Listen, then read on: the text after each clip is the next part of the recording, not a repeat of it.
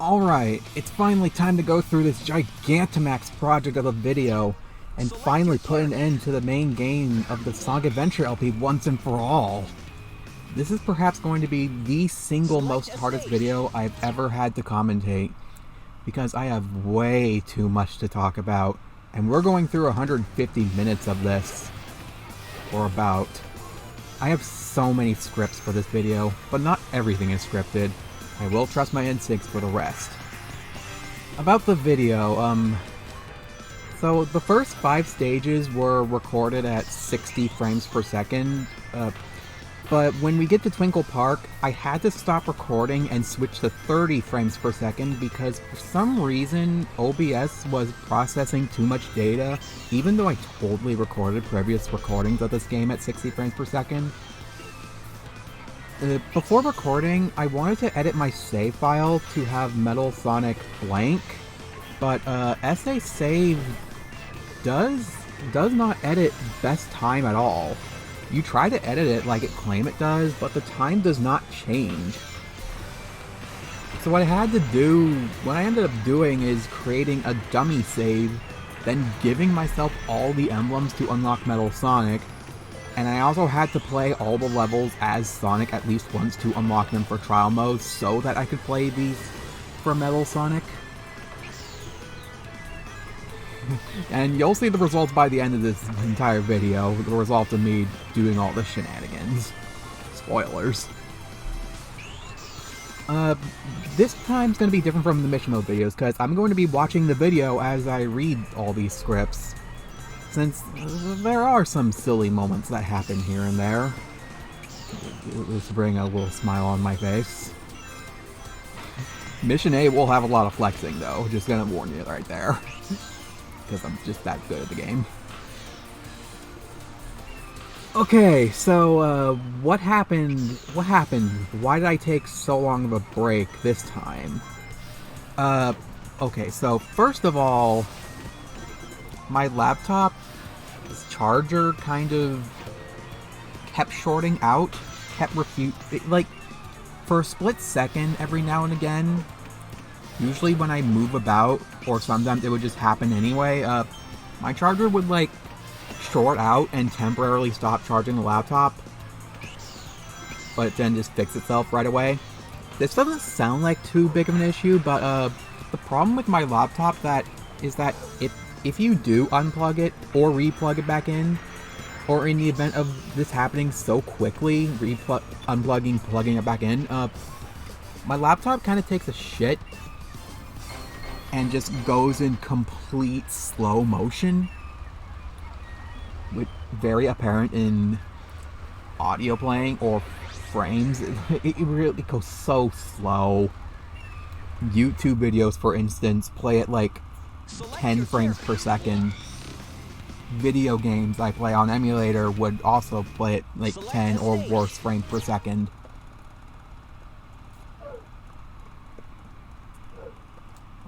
All good fun and games there. So like, I didn't know at the time, like, I assumed it could be for 3 reasons: my charger, my battery, or the female port of the laptop charging thing. You get it. The thing where you plug the laptop in. So first, I ended up getting a new charger, since that was really the only thing I could really afford. I could afford a new battery, but thankfully my father got me a new battery. Well, it's not a new battery, it's actually my sister's laptop's old battery, which is compatible with this one. She did ditch the battery for a reason. Like, this battery has the memory effect. If you don't know what the memory effect is it's like, well, the battery will be at like under 100%, but it thinks it's fully charged, so the charger won't charge it anymore. During the memory effect, it was like at 70-something%, but now it's like at 98%. And like, I've had this for like about 45 days. It's been slowly climbing up to 100%. The battery wasn't the problem. apparently the charger was the problem because when I didn't use my new charger right away, but my old charger is like a TARDIS universal charger, and my new charger is specifically made for this Dell laptop. My charger at one point, it got to a point to where now it just doesn't charge at all. So I had no choice but to use my new charger. And with my new charger, lo and behold, that was actually the problem. My old charger was shorting out. Simple problem. Glad I got that resolved. It took forever. Had to deal with my laptop for my charger for kind of no reason. Like, most of the time was on me, but like during the wait I was like demotivated to really do anything. So yeah, there was that. However, as I was waiting, and even after the wait, I suffered more physical problems. First of all, my back was in very much pain, and yeah, demotivation enough. When you're in much pain, you don't really feel like doing anything but resting. Not much of a story there. Felt like getting a massage to help try to relieve the pain.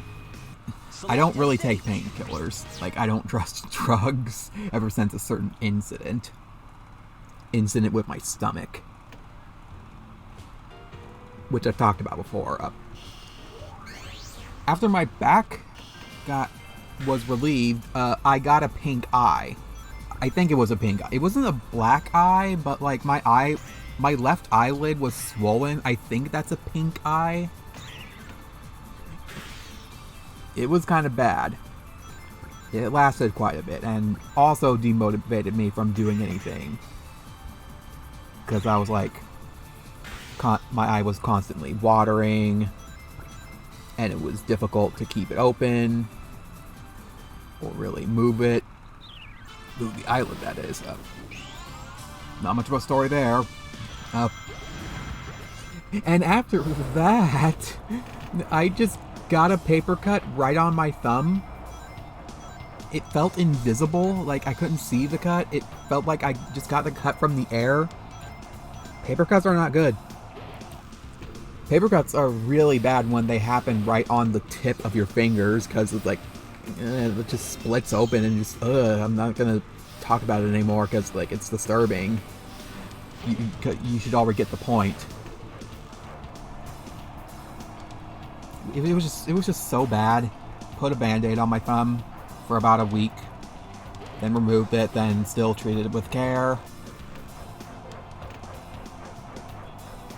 Yeah, it was not a fun time.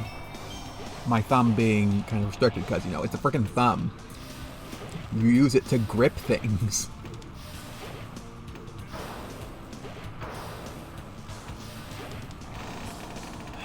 Good thing I have my drink with me, because my voice is already getting tired.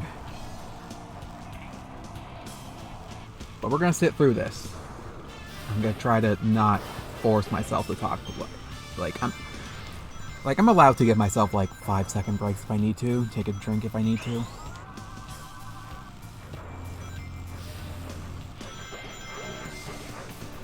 I'll try to speak more slowly and softly. Alright, so my health issues been solved. I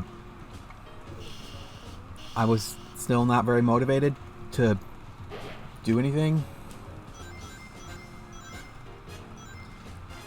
By the way, this video was I think, I forgot if I already talked about this, but this is a 2-month-old video. Because, my gosh. So much has happened during those 2 months, which is what I'm talking about right now. Anyway, it was still summer, and even after my thumb recovering, there was so many heat waves, or what the weather classifies as heat wave. It's only 2 of them really felt like heat waves. The rest of them were just typical summer temperature to me. But I guess that's what summer. I guess that's what the weather is gonna classify him as. Even that wasn't concerning to me. Like it sucked, but like what really concerns me about the heat is that it was kind of fluctuating between cool and hot. Like cool for summer, but then hot for summer.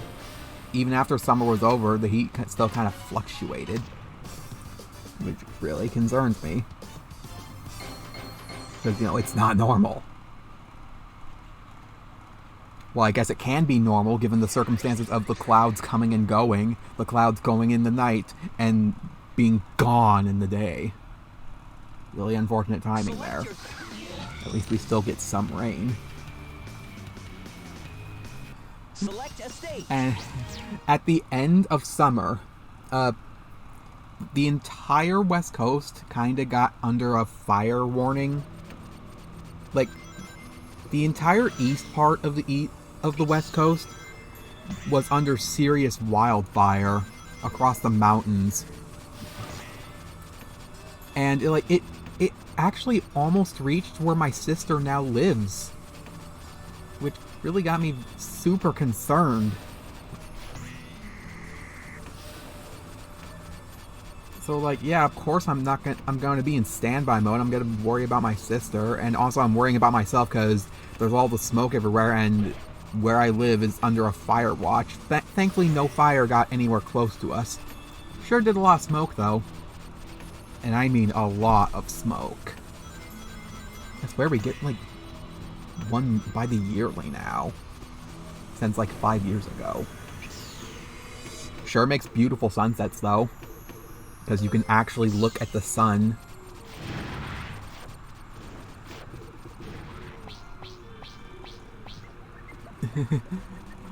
And then there's still yet another thing that got me in this break. My mother decided to take a vacation. Well, she didn't decide to take a vacation. She wanted to, but then decided against it. But then my big sister forced her to go on vacation when she didn't want to.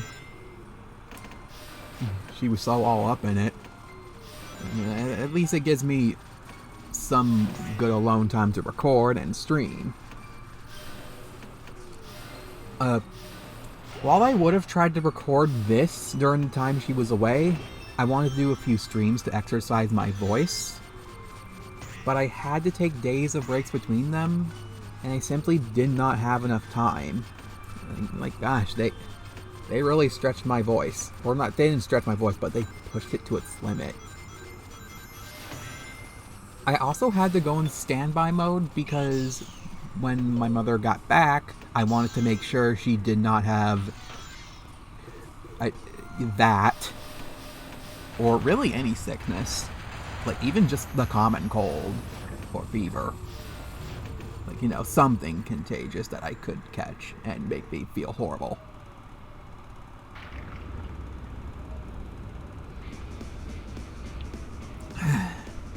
Gosh, getting back into this at all looked to be such an overwhelming project that I have so much to explain.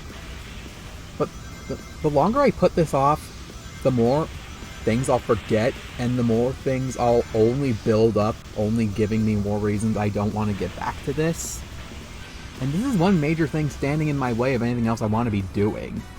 And I mean a lot of things. Even playing Sonic Adventure in my own free time is barred by this single video I have to record. Well, I already recorded it. I'm just recording the commentary for it. This is all part of the addendum I'm doing for the Sonic Adventure separate from Dreamcast, using this and mission mode to describe what's been happening. Mission mode. Words cannot convey the ordeal of getting all of the mission videos done. From thinking what I want to talk about during them, all the way to getting to editing each video. It's just so unfortunate how these recent things being brought up has taken over what I originally wanted to discuss during these videos. But the topics were just too long for those videos anyway, and also these things happen to concern my ability to record. So at least that checks out. Still talked about everything I want to talk about, and for this planned video, I will finish all of them right up. At this point, I'm going to be completing covering just about everything that's very hard on my mind, and as for the digital side of things on me, the gist of it will be discussed, but more specifics will be talked about in due time in other videos where they're more appropriate and easier. Like Pokemon problems being for Pokemon, that kind of stuff. Recording all the mission mode videos was just absolutely mentally exhausting.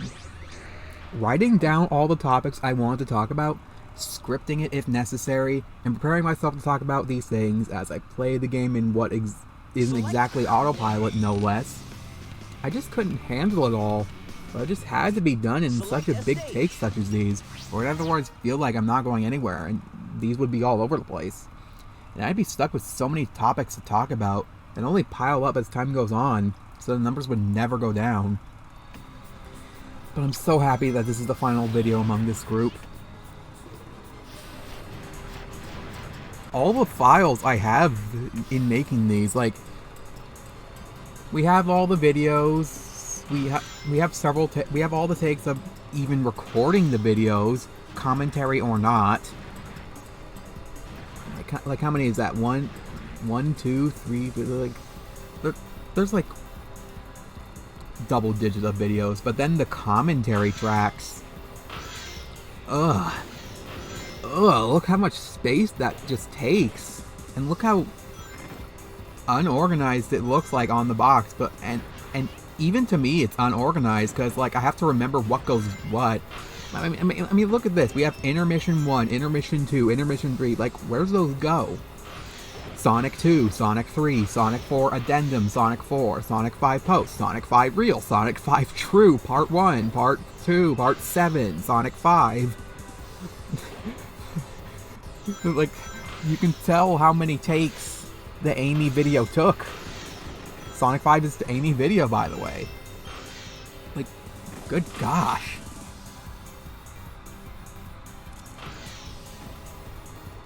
That's not even the rest of it. I'm sure I'll be showing all the files in edit. Also, here's the part where I realized OBS was kind of taking a shit. And just, yeah.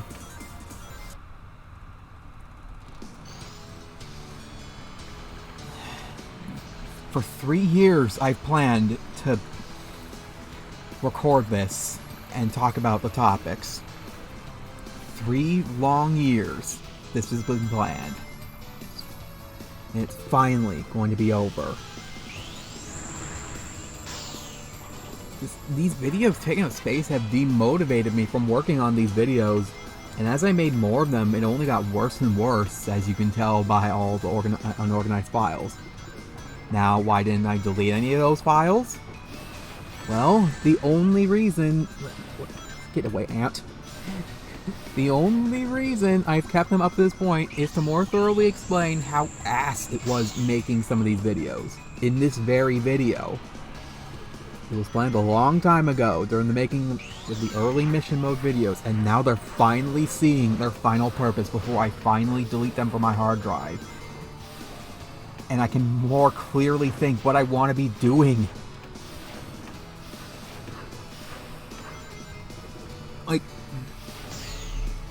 Like, okay, the first Sonic Adventure, the first Sonic mission video.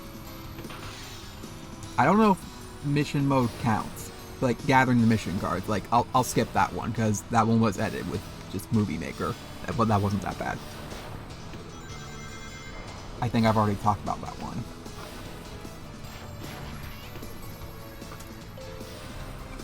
The first one of Sonic Adventure, the first one of Sonic wasn't that bad.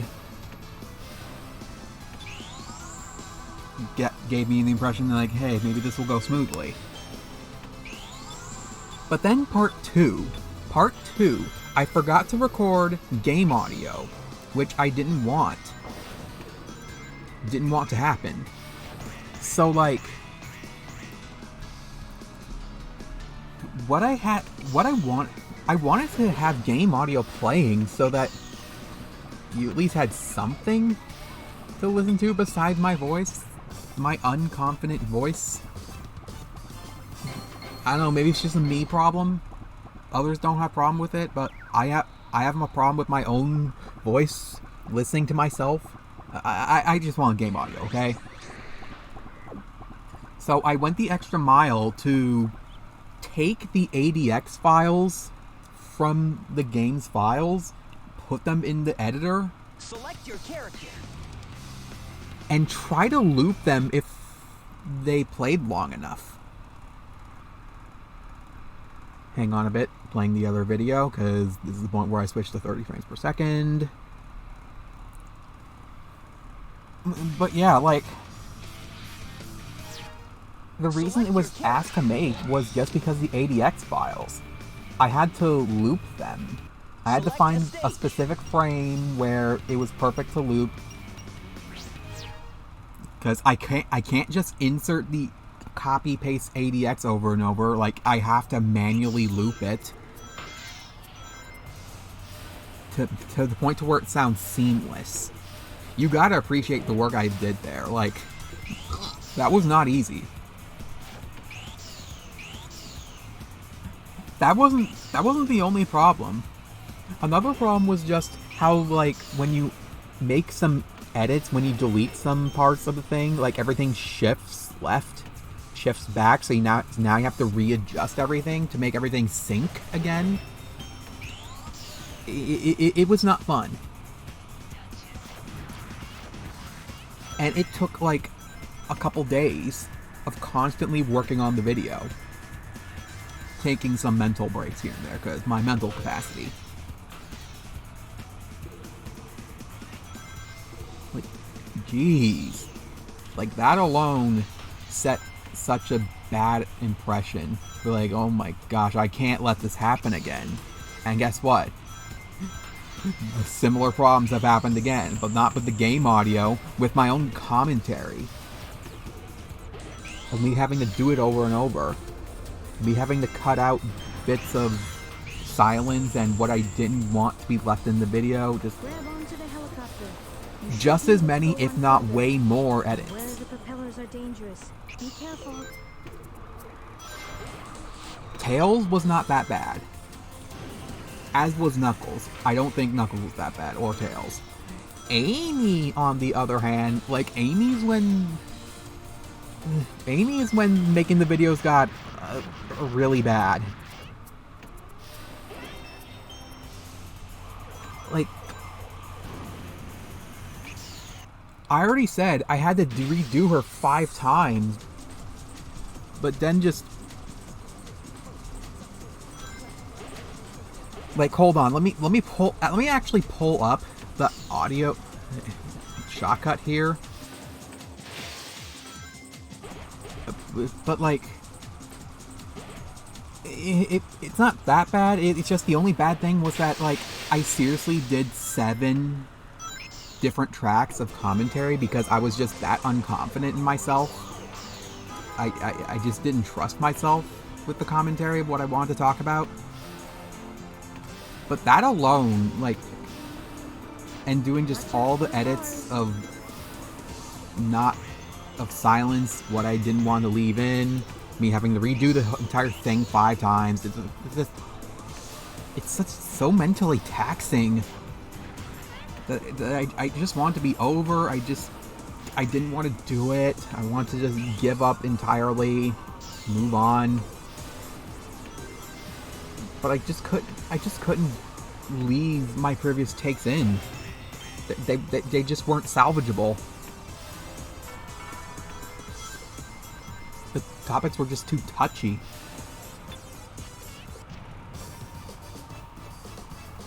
I will say my sister moving away did make it slightly easier. But still. And just even that wasn't the worst video I've ever done. Oh, and I forgot to talk about this about Knuckles. Like, Knuckles, I talked about video editors in itself. Select your. And speaking of that, I forgot to talk about, like, Lightworks, DaVinci Resolve, and Showbox.com that I've also wanted to try. But they all require an account to even download their product. And I don't want to make an account just to have a good chance to fail and then have a permanent ghost account tainting the site and potentially also my email. I didn't want any of that. But anyway, I made a bonus video for Knuckles that I didn't post. That was like talking about good death. That was talking about my problems with all the video editors in detail. But honestly, I think I talked about enough in the Knuckles video as it was. And you'd just be sitting at like 45 minutes of just staring at a screen with some staticky audio here and there. Like, I don't know, I just felt like it was a waste of everyone's time, including my own. Like, I already talked about them, no need to explain them further.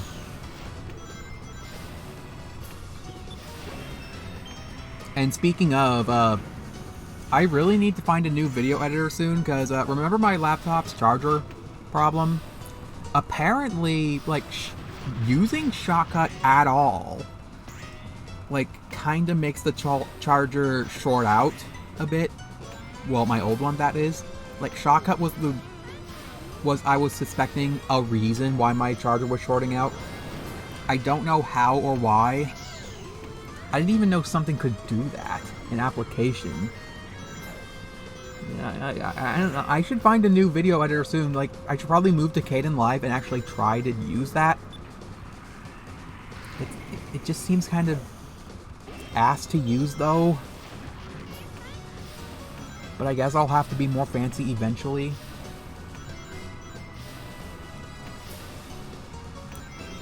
I don't know. And I hope Shotcut doesn't short out my new charger in any way. I really hope not.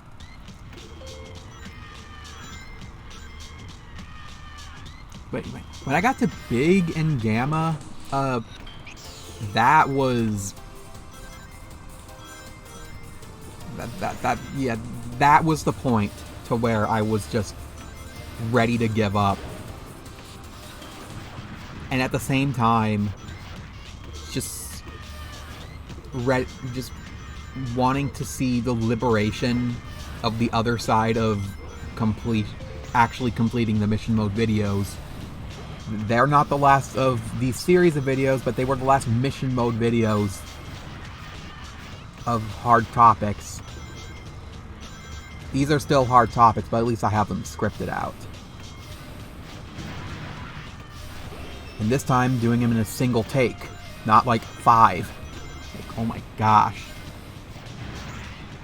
Having to do these over and over to the point where I actually have to script, because I just do not trust my instincts.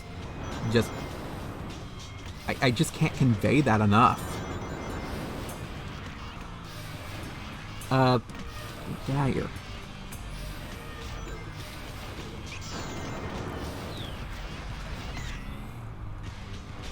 But just... I could just not do the Metal Sonic videos, because it's Metal Sonic. Metal Sonic isn't in Dreamcast. Neither were the mission mode videos, for that sake. And Metal Sonic is just Sonic, but again, Sonic, but without Tails. Which, honestly, is a good reward. Sonic without Tails, because Tails accidentally grabs animals that you don't want. It's like, whatever. Super complete playthrough of Sonic Adventure.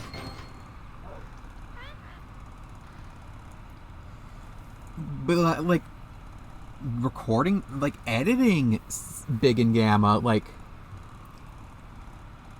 it seriously took a toll on my laptop's memory so hard. Like, I was convinced that was the reason my charger was kind of getting shitty. Because it took up so much memory that the charger just couldn't charge it anymore.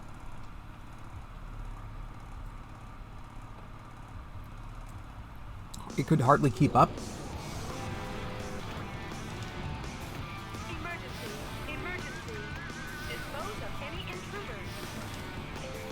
and that's why there was like not as many edits towards the end. There was heavy editing in the beginning, but not as much towards the end, because there were just so many editing. Because what I'm suspecting is happening is that when you split a track,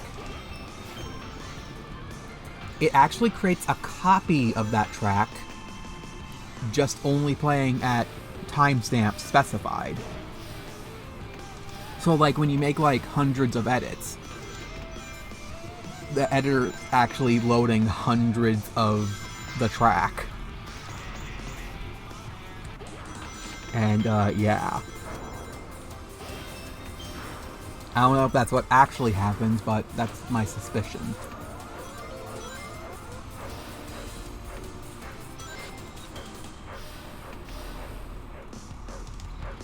It just took up so much memory that I was convinced Shotcut was at fault for my charger.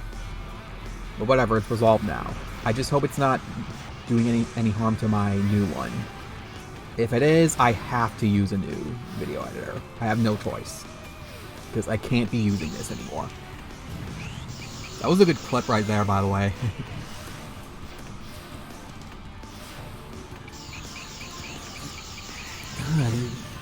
It really just is how unorganized my thoughts have came out that really discouraged me during the making of all these. Also, that I have to write out a script since I don't trust myself to go off of instinct for these videos. That I have to take 5 takes for a single video until I'm satisfied with it. Alright, I got a long script here of so many things, and the entire subject is the project problem, project hell, tedium purgatory, and pressure torture. Let me take a break here, rest my voice, and get ready for this. Alright, you ready for this? I don't know how long this is going to take to read, word for word. I'm going to try to read it somewhat slowly, still react to the video for silly things. Buckle in, and I hope my voice is ready for this, because it's a long script. Alright. One of my biggest problems impacting so much of my life is just how many projects I've gotten myself into. There's a lot of big projects, some small ones. Some projects are tedious, some that require a lot of brain processing, and some that require a lot of other resources, which sometimes can turn into projects in themselves. In addition to things I must worry about for my family or around the house, just generally other things I have to attend to, it just puts a lot of responsibility on me. I just have too many responsibilities, like having to constantly monitor a situation, like money, dishes, shopping, supplies, food, messes, and my family, plus all the stuff I have to do for Chao. These often will throw me off from what I'm wanting to work on, especially if things are just thrusted onto me to do, or if something really bad has happened that needs to be drawn attention to. I just can't handle all these responsibilities. Furthermore, most of the stuff I feel like I shouldn't be doing as much as I am. It's almost as if I do most, if not all, the thinking for the family or whoever I'm working for. I talked about this in the last video, no need to repeat myself. I spend most of my time working on projects and watching videos as I do. Things I work on include Chao research, various game information, mostly Pokemon, but also various things that could stand up organized information, like topics with little-to-no guides. I also like to catalog things. I work on videos, but that should be obvious, although recently that's like the thing I work on the least. And I also whip up information and resources for if I ever make games or ROM hacks or mods. Sometimes I just gather things for the sake of a collection of, like, say, a gallery or archiving and ready to share. Having so many projects to work on, I can only seem to work on one project at a time. Once I get into something, my mind is set to focus on it the entire day, and it's too difficult to get into anything else. Sometimes this amount of solitary focus is necessary to work on something, though. Sometimes I have to drop something and stop worrying about them just to work on a single thing that won't leave my mind. Otherwise I won't get anywhere with it or anything else. If I'm fixated on something, I can't care about anything in real life unless it's very concerning. I won't be able to take part in conversations. I'm no good with conversations as it is, but having too much stuff to worry about that leaves me quite vague and taking long just for conversations as I need to think. I'm also just so focused that I forget about caring for myself or any sort of tasks for the house or family that needs to be done. It's being done for the sake of my own mentality. If for any reason I can't work on what my mind is set on, it won't be easy to shift my attention to something else. Additionally, there are cases of where I need to work on stuff in a certain order. This can be because I can only go far in a certain project before requiring the aid of another one that has been finished, such as making sprites or studying information to make a game.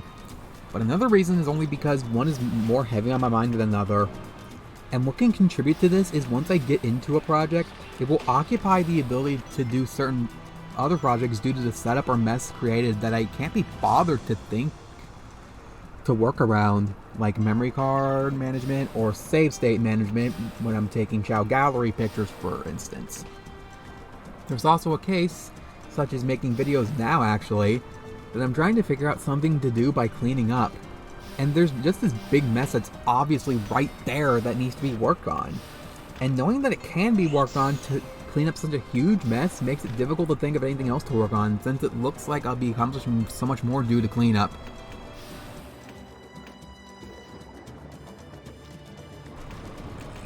If I'm working on a big project that takes time, often I will want to take a break from it and work on something else, either from my mood or vibes, or tedium, or finding something more chill or fun.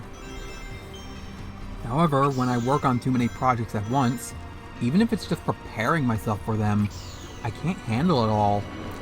I'll have all of them on my mind to work on, and not only can I not multitask very well, but having the options and lack of the vibe almost necessary to work on them stresses me out. I'm bad at multitasking since I can hardly focus on more than one thing at once, but also I'm a bit absent-minded. When I try to set up some projects, like preparing a game, something in a game, more files or tools for a project, sometimes it ends up becoming a bigger mess. Sometimes out of my control. If this happens at all, I stress out now that I have something unexpected to worry about, and it takes time for me to have a clear enough mind to resolve it. It's especially bad when it's something I'm not in any mood to attend to, and having an unfinished mess on my mind takes its toll really hard and scatters my mind, having me at a loss of what I want to do at all. Thus, panic mode ensues. And in other cases, when I set up a project available to work on without a fuss, I would realize what a huge can of worms I'm opening up there. How huge of a project it would turn out to be, how long it's going to take. The feeling is only made worse by, of course, already having a lot of lengthy, huge projects that it already is. Even if I do successfully multitask, the spread out progress leaves me with the impression that I didn't accomplish much, considering how much I have left, despite the amount I did altogether. Even just only 2 things does this to me. Playing a game and thinking about what I want to be saying is also multitasking as well. Such as making videos. I'll usually write out on a sticky notes app of what I want to talk about and what I should do in gameplay. But I'm usually vague about it because I have to write in a small space since I be playing the game and can't look through a large text file. So I have to look at what I wrote up and think on the spot, and that's not easy for me to do. And as I've concluded to myself while recording the mission mode videos and a few streams you may have or may have not seen, it's been getting more and more difficult. Starting out and working with everything I have is usually difficult for me. I don't get a lot of room to think due to everything I'm already worrying about. It's like trying to wash dishes, but the sink is not only full so you can't wash anything, but everything around you is occupied so you can't place anything anywhere to make room or puzzle out the sink. It's like trying to clean a room in a house, but the entire house is occupied with stuff, including your yard, so you can't move stuff around without making a bigger mess in an already huge mess. Additionally, I always get ahead of myself. But working on something I've had in my mind and never got to may seem like something in the right direction, but I usually am never ready for it. And thus I just pile on another thing I have to worry about unless I never get anywhere into it. When I try to work on something to cheer me up, I just do it for 5 seconds and give up because it's too much work for my thoughts, or think it's not going to be worth it. As I've said earlier, I feel like I need to do projects in a certain order, or I can only work on certain projects alongside other related projects. While it can greatly hinder my options, it does make planning a little easier if I can put the time into thinking about them and am currently calm.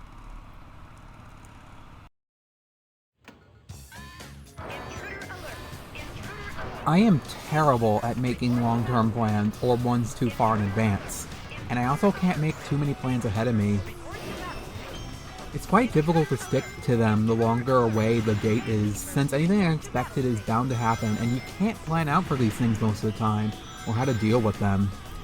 I can make plans for one specific thing for one specific time frame and prepare for it, like holidays or streams, but at the same time it slows me down a bit, and I can also only really do it when the time is close.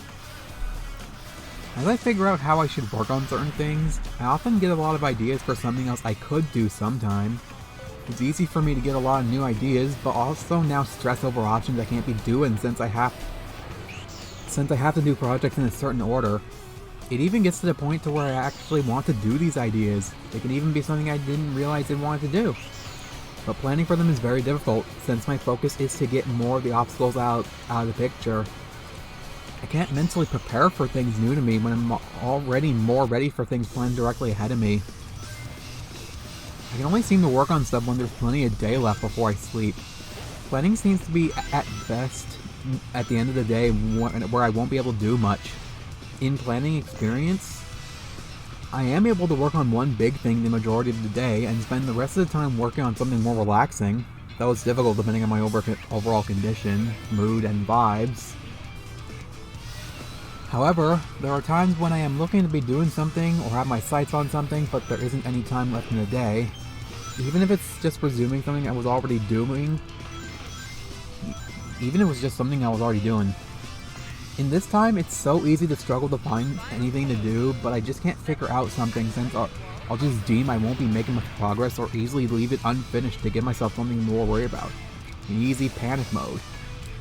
It's really best just to try to take a needed break at that point, like watching a video or playing a game or reading. Backup plans are almost impossible for me. My sights on the original plans is so strong, or what I have available to do is so small, that there's nothing I can do if for any reason I am unable to work on my first sights. I can't let go of my original plans because they're things I definitely need to get off of me so I can focus on something more fun when I'm free. And don't get me started on thinking of something on the spot. In this case, struggling to find anything to do becomes common, and not long before panic mode happens. Sometimes I can start a tiny thing with little to no problem as a decent pastime if it happens to be on my mind. Just some small research, or look into something about games, something I could eat. Sometimes I could even draw something. It can be enough to cheer me up. It does feel good when I can make decisions in tight situations. And drawing specifically, like, if I do end up actually wanting to draw something and actually draw it, it does end up becoming a good pastime when I have nothing to do. Really good. Sometimes my mentality has me thinking about the way I should be tackling stuff, and I will never know if it will be any good to me until I actually get to it, whether or not I have experience about it. I will several times keep thinking it's not going to be fun or get anywhere, but I'll never know until I try. Such as Gen 1 living next. Sometimes my mentality will drive me into doing stuff I never think I would do anytime soon, and it really makes me question what I'm doing with my life. Sometimes I actually go places with it, sometimes I drop it because I so do not have the mental capacity for it. I can do this for a few things, and then panic mode. Watching videos gives me a sensation of an environment that I'd like to have around me. Gameplay featuring a group is my most favorable since it works best for my solitude and wanting to get away from the empty or bad environment or situation around me. and is always open as my go-to when needing a video to watch or have on the side as I work. Sometimes I don't feel to have to watch or focus on work's best for me when working. Usually relaxing videos do just the trick for this purpose. If a project requires a lot of brain power, then putting on something for pure background will be necessary as it becomes difficult to watch a video. Depending on the video, I may have to be in a certain mood to watch them or even have on the side. Or it can be the other way around, where I watch or have something on the side to hopefully invigorate my vibes of the subject to help me work on what I want to work on. If it's a Pokemon or Chao video, it can help me with Pokemon or Chao, for instance. If it's a Zelda video, it can help me with information-based projects. If it's a difficulty ROM hack, it gets me into a game dev mood.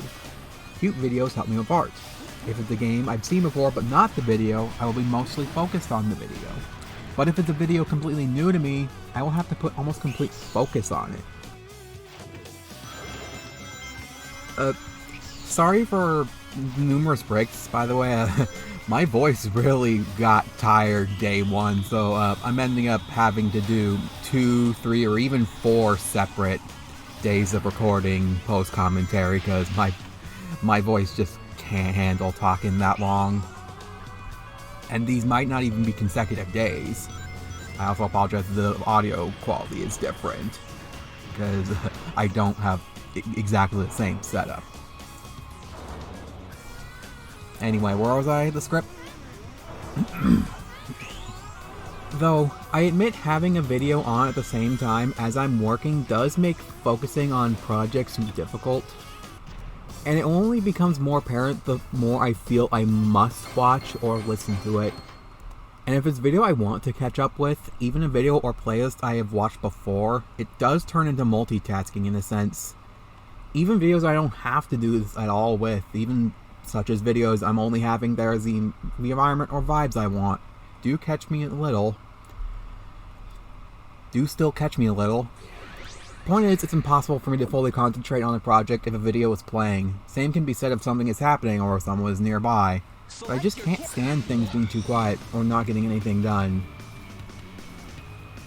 Also, I forgot to mention this, we are doing literally everything with Metal Sonic. We're doing all 30 missions, and we're doing every sub-game.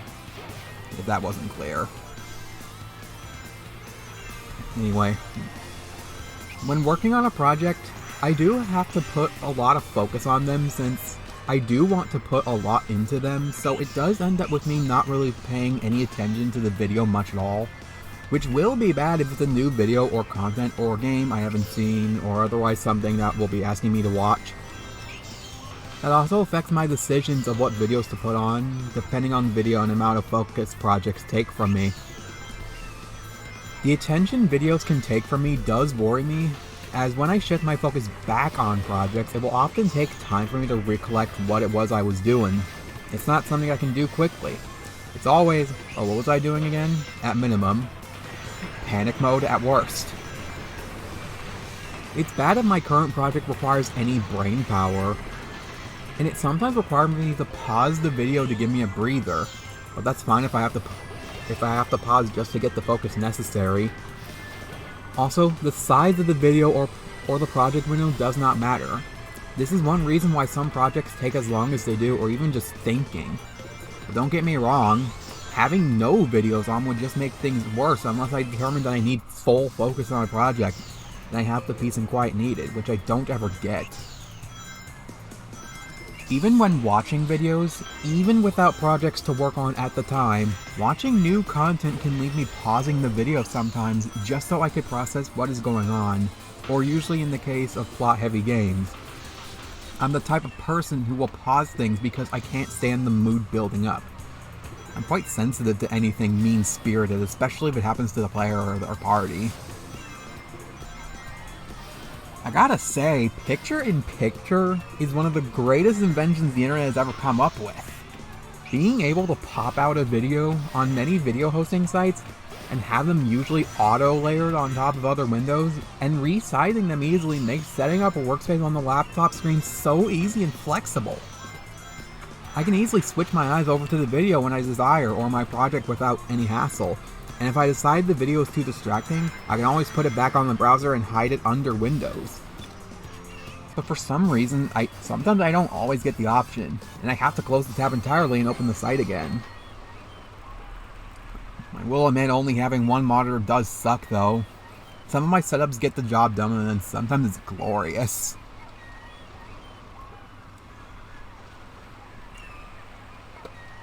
Break time.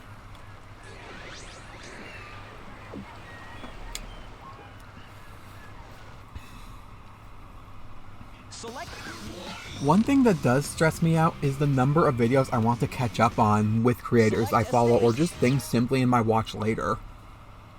There is the too many options thing, making decisions difficult when I already have a hard time deciding things, but also needing to be in the mood to watch certain videos or saving them for when I need the vibes hinders the decision more than it narrows them down. It hinders them because depending on the situation, I may actually run out of content to watch, and the got lost there.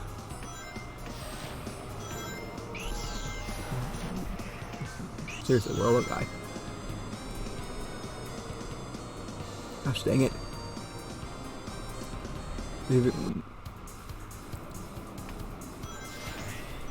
Gosh dang it. I'll just repeat that paragraph. One thing that does stress me out is the number of videos I want to catch up on with creators I follow, or just things simply in my watch later. There is the too many options thing, making decisions difficult when I already have a hard time deciding things, but also needing to be in the mood to watch certain videos or saving them for when I need the vibes hinders the decision more than it narrows them down. It hinders them because depending on the situation, I may actually run out of content to watch, and the amount of content I want to catch up on is too much for me to put on something I've already watched, and I'll worry about more things piled onto the list. Wanting to watch things in a certain order also affects the decisions, much like working on projects.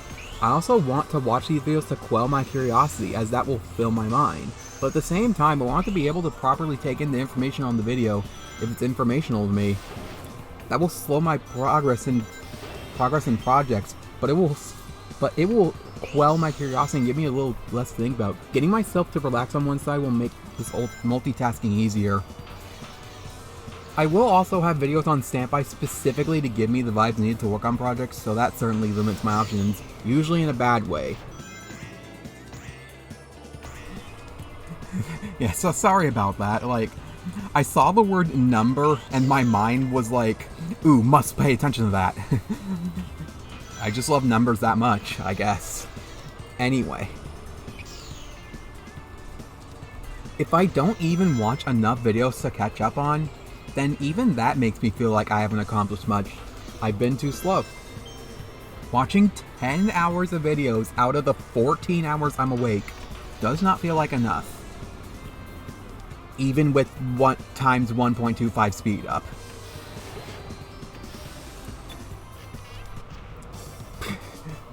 And this is why I don't retract from the script.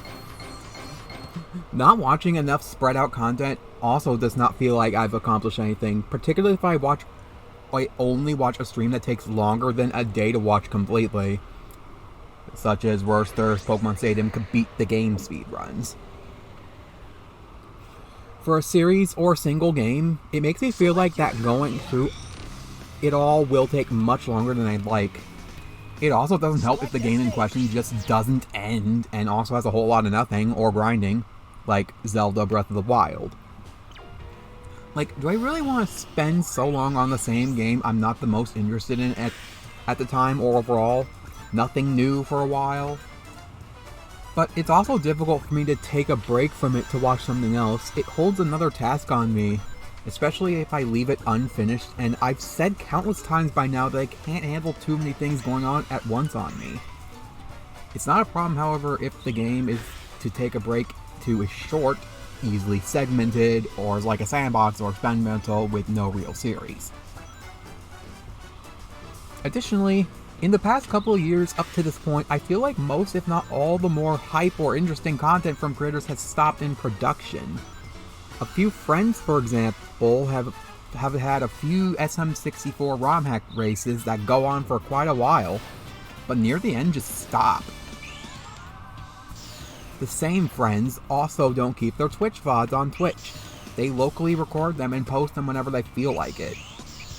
But they're not perfect about it. Sometimes a few streams will be flat out missing, easily making series incomplete. The former problem is resolved. They finally finished some series. There's a lot more people I follow that have these issues as well, or variations thereof. Such as Shift with the How Speedrunning Revived Battle for Bikini Bottom. There's Big Dip on a Bus with Pokemon Crystal. There's also some people that only now do things for the sake of doing them. I know I'm doing these series for the sake of getting them out of the way, but I got things to explain, whereas others don't. Such as Small Ant with Pokemon XD Gale of Darkness.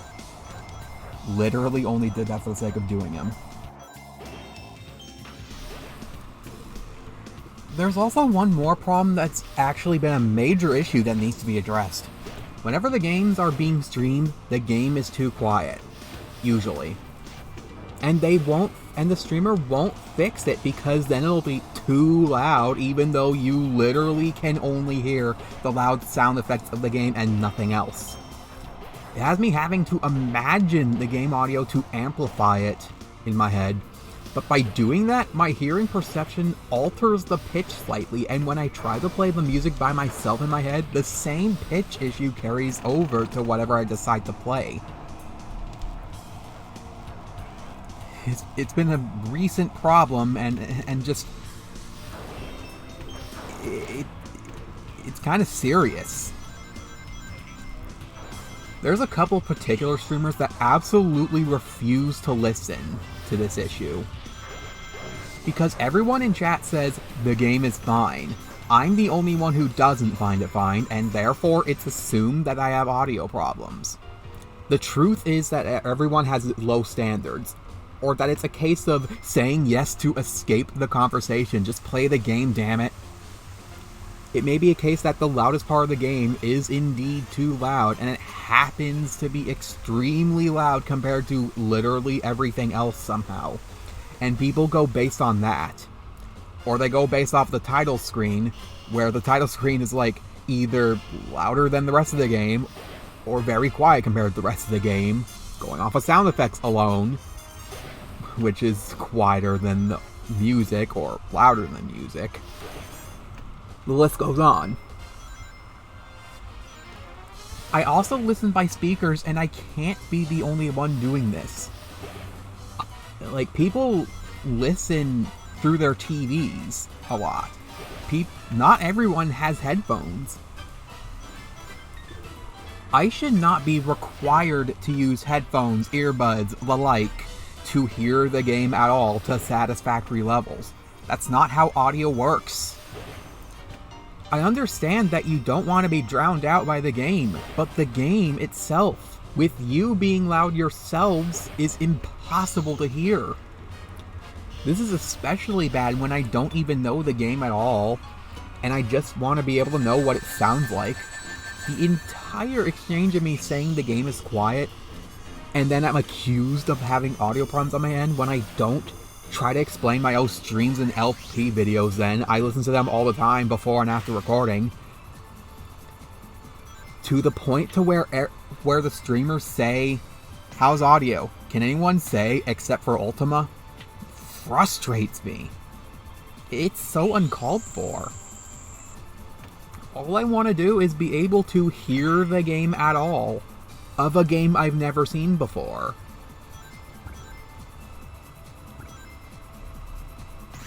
Also, I like this pinball section right here. I actually try to get 100 rings, or 100 rings, just so I don't have to go to the garbage chute again.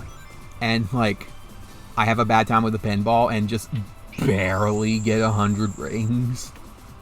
That was a good moment right there.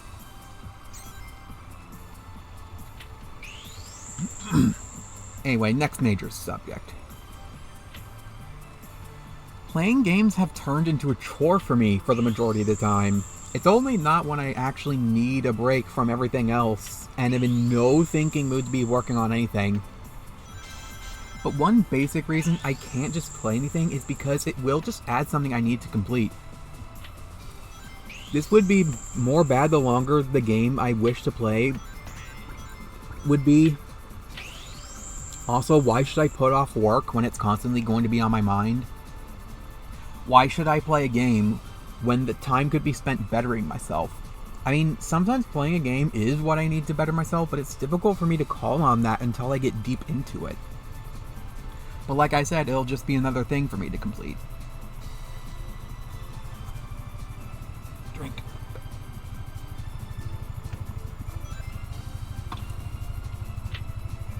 A stupid reason, but I also can't play games because wanting to enjoy a game means I can't watch videos. Which I've said I'm using as a security measure and also wanting to catch up with people's content.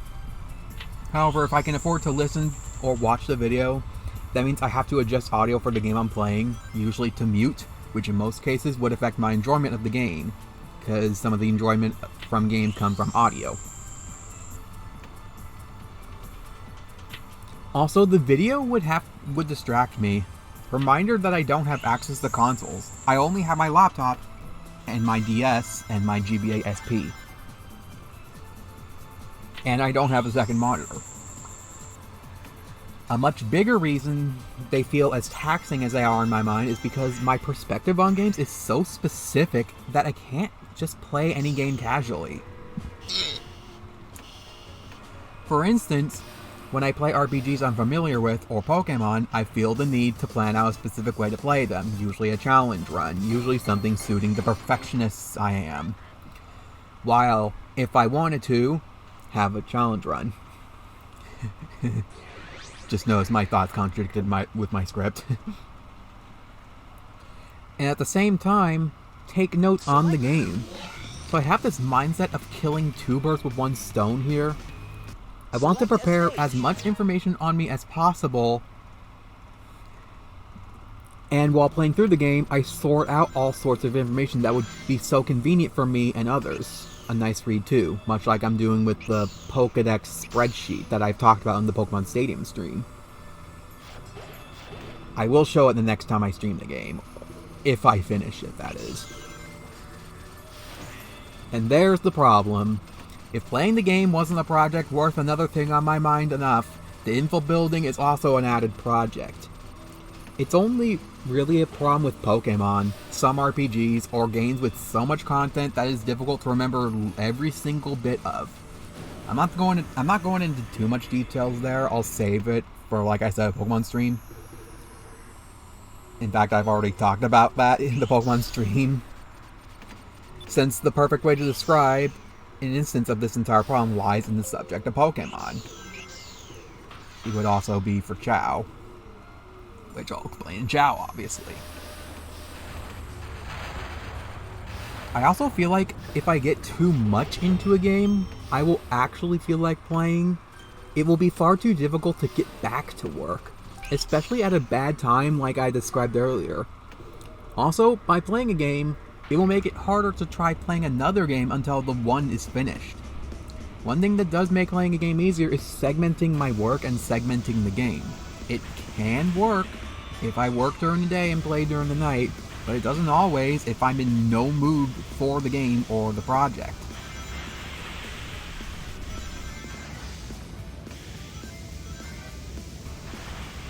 Sometimes as I work on projects or set them up, I wonder if I'm even doing them right, much to my perfectionist mind, and I worry I may have to change the method or setup of my work, and strongly worry if it forces me to start the thing over again, as much of an improvement my change is. Sometimes I wonder if my work is even worth doing. I get so much done and don't feel like I've accomplished anything. I occasionally learn a thing or two from the fruits of my labor, and that feels nice. Wondering if it's worth doing or if I'm doing them right does make it hard to work on it and drives me to try to work on something else, which I've talked about how well that goes. But knowing that I'm learning new stuff and seeing the value of my work is a good motivator. One thing that makes me question if something is worth doing is no real reward for doing it. I don't really get much out of my efforts, except for some of my goals I hope to achieve with them, like having my organized information at my leisure. But I often don't feel appreciated enough for I often don't feel appreciated enough for more work than most people would put into projects. It's truly unmotivating. I just don't often enough have anything I can look forward to. Not enough exciting events happen anymore. Fun events are minimal, and a lot of people don't make as much engaging content as they used to. And from what I'm gathering, a lot of people are in a bind of their lives as well, which is saddening. I keep hoping and waiting for things to happen, but simply not enough ever does. I hope I can change that for one. Select your character. As a way to get something to look forward to, I'll often ask for something like a commission or art trade. Sometimes a favor to help out with my own work, or get a fun event happening like playing a game together. This does give me something to look forward to and excite me, to boost my spirits, even if it helps only a little bit. It gives me more an impression that there's something on the other side of my hard work, an actual reward. The excitement of something that someone else is actively working on, which is a great inspiration for me to work hard. In the case of art trades, it doubles as something I can take a relaxing break to if I'm in the mood for it, and get a reward for two things at once. Exciting events motivate me. Knowing that something great of my interests, or for me, is popping up, and being worked on inspires me to work hard, and have more fun. It's something I happily look forward to. It really puts quite a bit off of my mind, allowing room for me to think more clearly and with a positive attitude, even if it's only a little bit. On the downside, if others work on something similar to what I do and I can't do anything about it, it demotivates me since it gives a bitter impression. This is especially bad if the other person seems to be getting more credit than me, since I'm just not open enough to share my progress. In a specific case, I may actually spark up to work harder on the topic, but this might actually be pushing me too much. This all just puts a lot of pressure on me. If nothing happens though, it's difficult to find peace if I'm still worrying about stuff. I'm just not motivated to do much if there's nothing happening in the background. At the same time, sometimes nothing will really happen if time doesn't fly by as a result of being focused on actively working on stuff. When I just can't get anything done, or keep repeating things that only make something take far longer than it really needs to constantly, I lose motivation to work on the project. When my motivation gets so low that I won't feel like working anymore, and I was in the mindset of getting a lot more done, that's an easy panic mode for me. It just gives me the impression that I'm never going to complete things at that rate. I'll never feel like I'll ever get free time and the mental capacity to do what I want. It really seems like I always have a time constraint with a lot of my stuff. If I don't work on something, someone else will because I don't. And I'm convinced that they don't put as much effort into it as I do. It's so pressuring, especially if I just cannot get anything done. There's also the matter of not tending to messes and stuff. Not tending to them builds them up, and it can get out of hand and put pressure on me. And when I keep getting more work than I complete, it stacks up like homework. It just feels like I'm never gonna have any free time. I'm in project hell. Asking for help is not really an option for me. There's barely anything I can ask for help with, or anyone is not open to help the majority of the time. If I do manage to get help, the most I can really get is suggestions for small things. Usually, also, most of my projects are a bit too complex for anyone to be immediately ready to help me out. Additionally, I don't feel like people put as much heart, soul, and effort into as much as I do. It's also not helping that sometimes my stuff gets devalued, or even have been told that my work is worthless. I admit sometimes I take such a roundabout way to the things I don't need to sometimes, but gosh dang it, I am willing to go extra miles for that quality.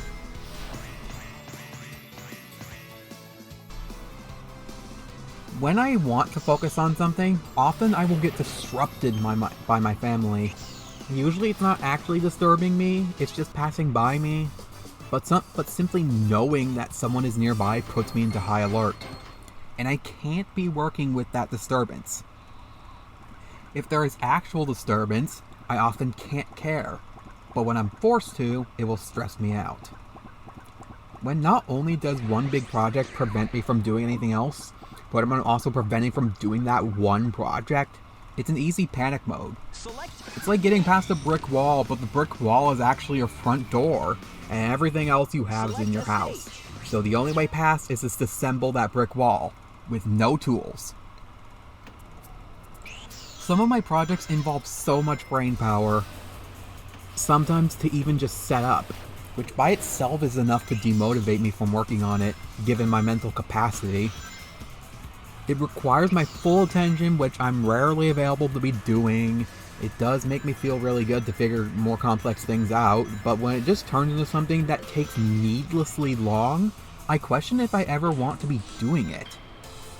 It's one thing that most of my projects take a long time, but the absolute worst part about them, and anything at all, is how tedious some of the projects are. Doing something over and over, thousands of times, is so bad, and fills up what little mental capacity I have to its limit very quickly.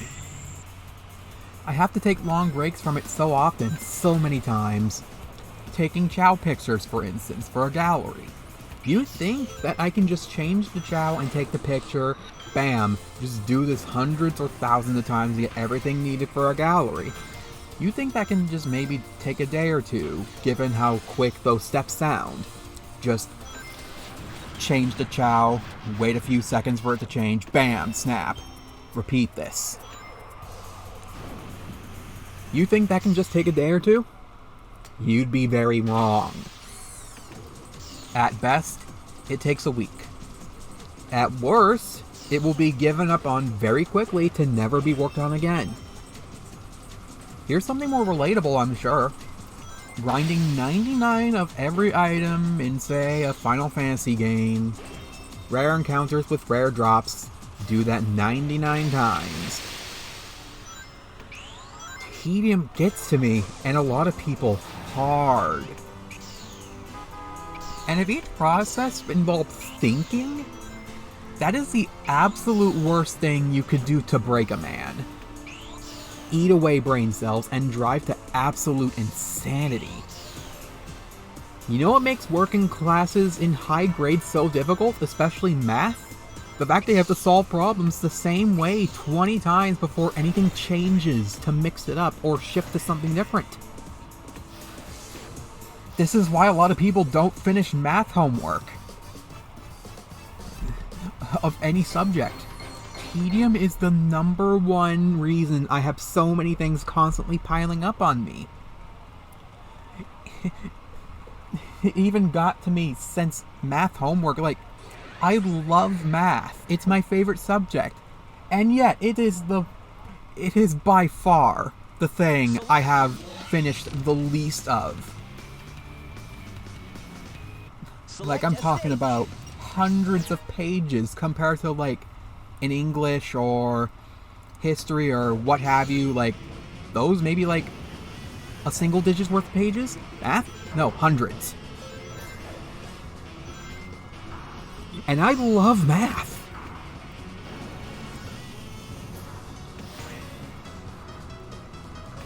Like, gosh dang.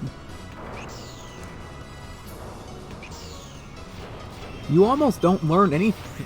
Like, tedium is the number one thing I have so many things constantly piling up on me.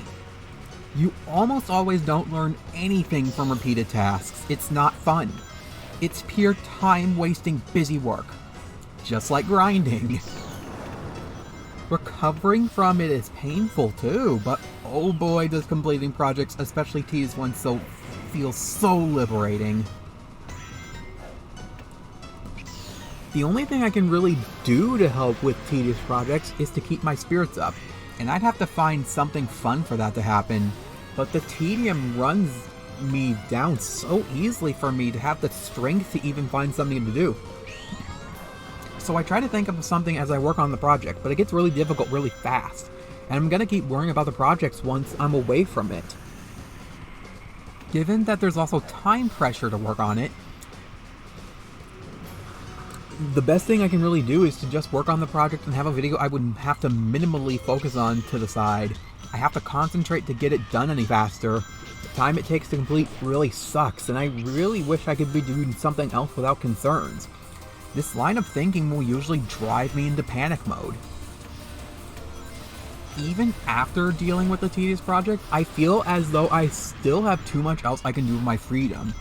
It feels like Breath of the Wild, except you do not have any hints, no waypoints showing you suggestions or pointers, you don't have a map, you don't have a checklist, you are 100% on your own, with absolutely no reference of anything. All that torture from tedium, and that's not even the worst of it. Remember how I said I always wonder if I'm even doing projects right? That's within good reason.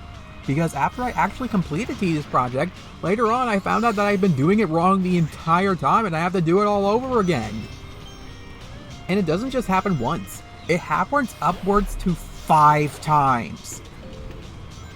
You can just imagine how I feel every time I have to redo something that took its toll on me hard once, twice, and so on. I'm left with 0 spirits after that. It's like Cyrus from Pokemon Diamond and Pearl finally got his wish. To add salt to injury, I am sometimes told that doing it, or again, is pointless. Or sometimes again, people do with far less heart, soul, and effort. People don't understand the quality I'm going for here.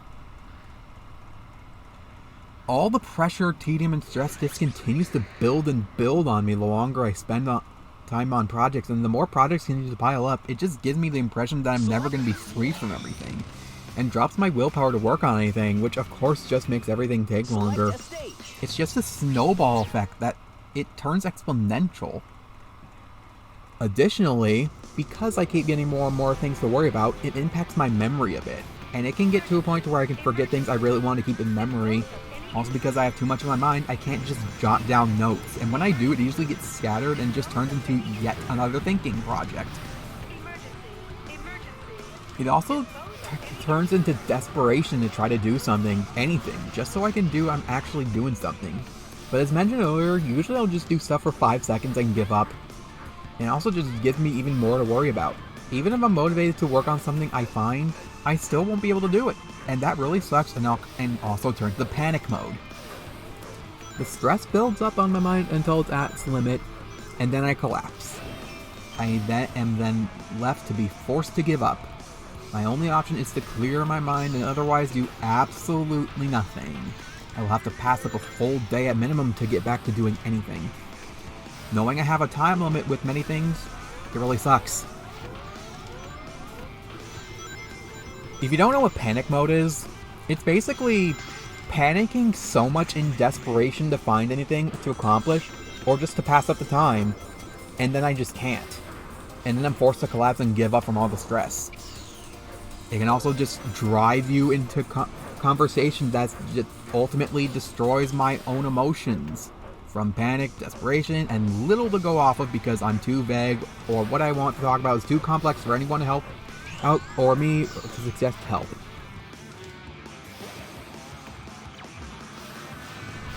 But when it gets down to it, nothing can really help me in this type of situation.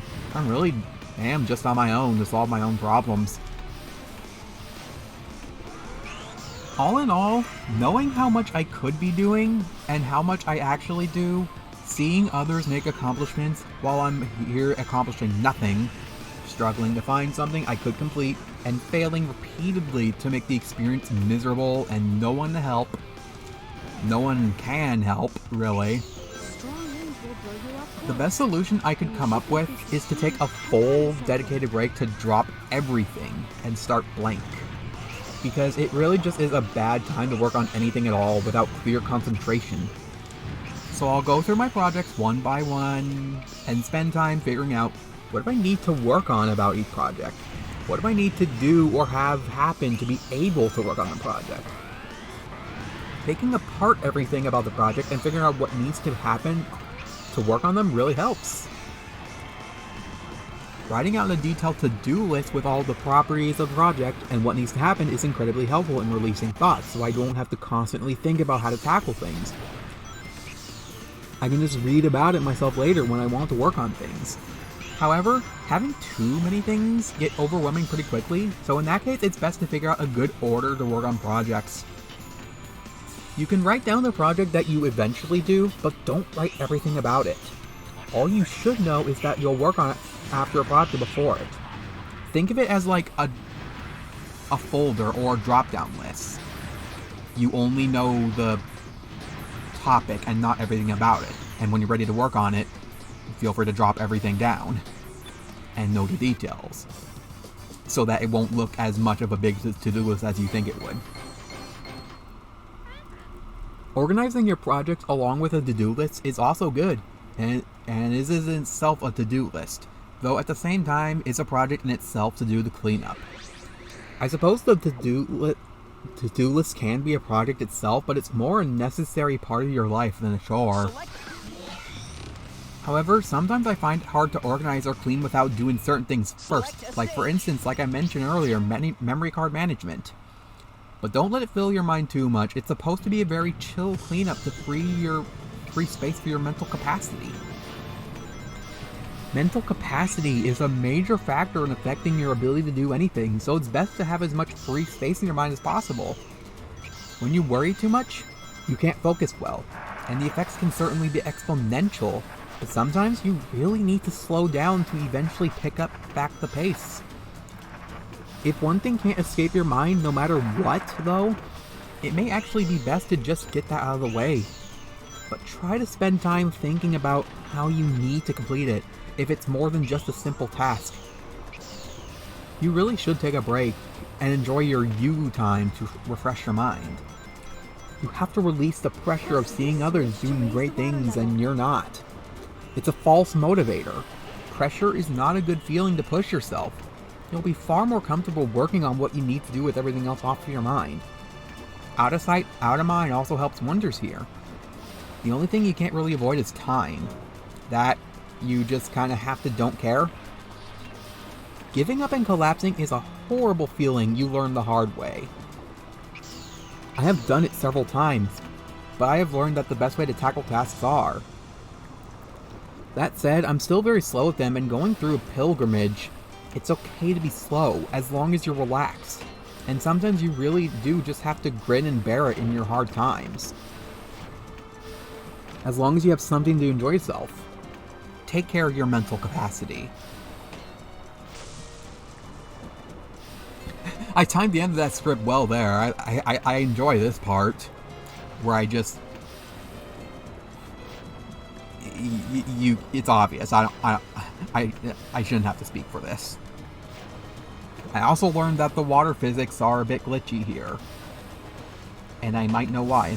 It's reminding me of entering water from below glitches, like from Mario 64 DS and such, where you have to actually enter the water plane to actually have water physics.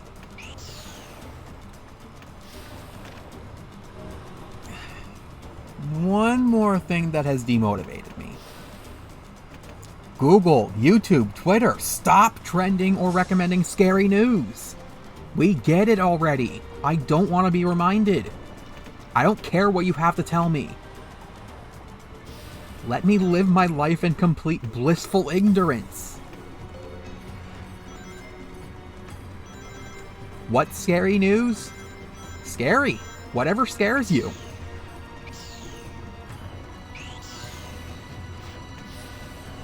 That'll be all.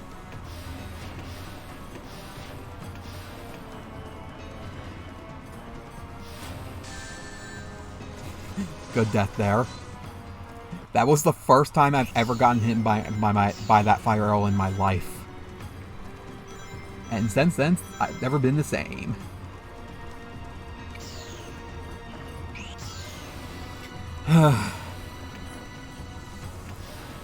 I may have not talked about everything in the most well thought out or efficient manner, but hey, I think I got all the points across. And if I ever need to speak in more details, I can always try in due time. And you know what? I am not doing another take of this. I apologize if I got too touchy there, but it had to be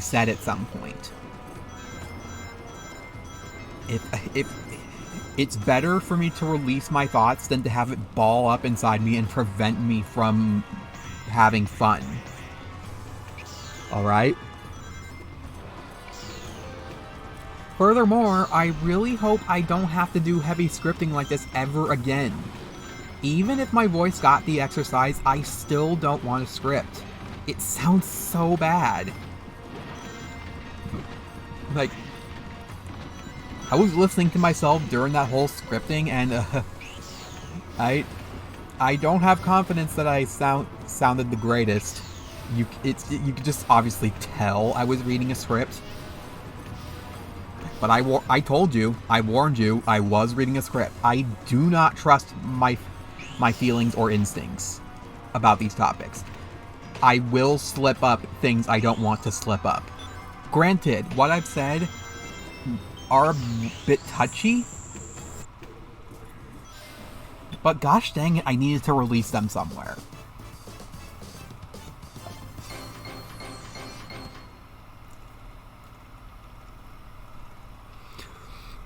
Oh my gosh. This isn't even nearly the end of the video, but I feel free. All I have to do is edit this now. Open to play Sonic Adventure again and manage save data, because Sonic Adventure is like the #1 game with the most save data management mess I have. I have so many saves of Sonic Adventure and Chao and whatnot for research reasons. But now that the LP of this is finally basically over, I feel so much more free to manage the save data. Ready for open to record Chao and encouraged to research them more and faster and more with more fun and a happy look on my face.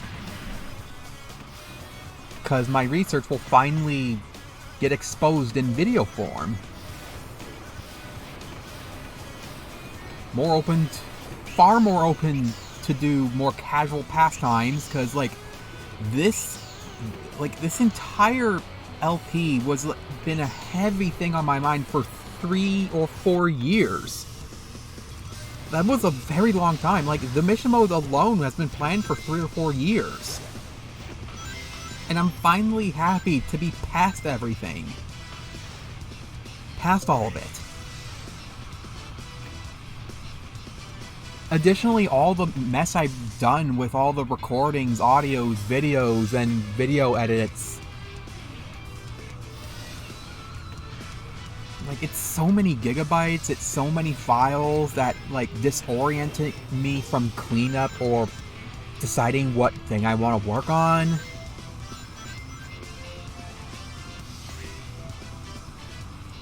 So liberating.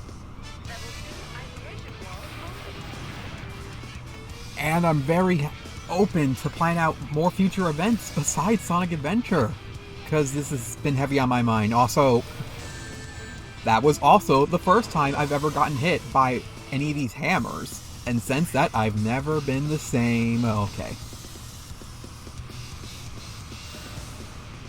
But seriously, I know these hammers could hurt you, I just didn't expect how they hurt you. Touching them at all hurts you. They swing so slowly though. So only the tip should hurt you? But no, touching them at all hurts you. Granted, I was also in fear of that, but I was a little reckless here. Maybe a little impatient.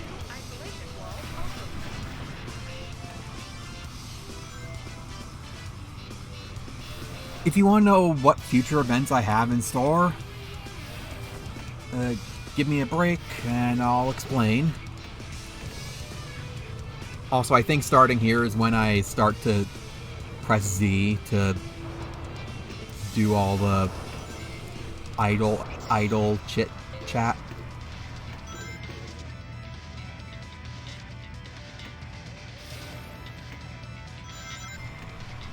Third session of this time past the entire script, so I can definitely talk a lot more slower and not read anything. I'm once again sorry that it all had to be scripted. It was the only way I could get through and make this video at all. I also apologize this all had to be done for the sake of what is said and what is played done. But I've said plenty of times now, this is just filler. And for this video, it's not going to be high quality. Like I said, I don't want to read that script again. Oh boy. If all that script and what I've already said in this mission mode videos doesn't explain how hard I have at things, then I don't know what will. I will happily put it all behind me and never really bring them up again. So for the third session here, for the rest of this video, and I hope it takes up the rest of the video at this point because there's still over 50 minutes of this video left, I want to talk about future plans. And I'm gonna try to talk more slowly about it because, oh my gosh, my voice. So, after this game, I've said this countless times, but I definitely want to do a Chao LP. We're going to be starting with this game, Sonic Adventure 1 Dreamcast. We're going to do its Chao first. We're basically going to go in chronological order. We're going to go Sonic Adventure Dreamcast Chao. Then Sonic Adventure 2 Dreamcast Chao. Then I might break the chronological order there, but like definitely GameCube Chao. I can say that much. I don't know if we'll do SADX or SA2B first. It's too far for me to really decide what to do. But definitely GameCube era. We're gonna do all the eras in order, basically. And I do also want to do Chao Adventure 1 and 2, definitely, but like, here's the problem. There's no way I can really link up VMUs in emulation. I have no way of showing that. If by the time I get to Chao Adventure, and VMU emulation still doesn't have link up, then what I might end up doing is like simulate it and like animate it, because it's just VMU. It's kind of easy. It's really easy to animate.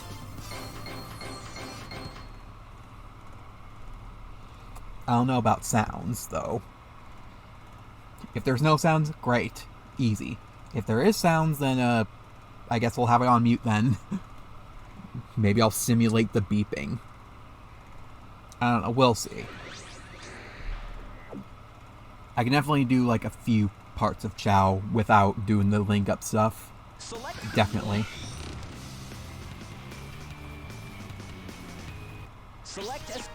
I don't know how long of a series Chao will be though. I don't see Sonic Adventure 1 Dreamcast taking that long, honestly. Like, there's not that much to show.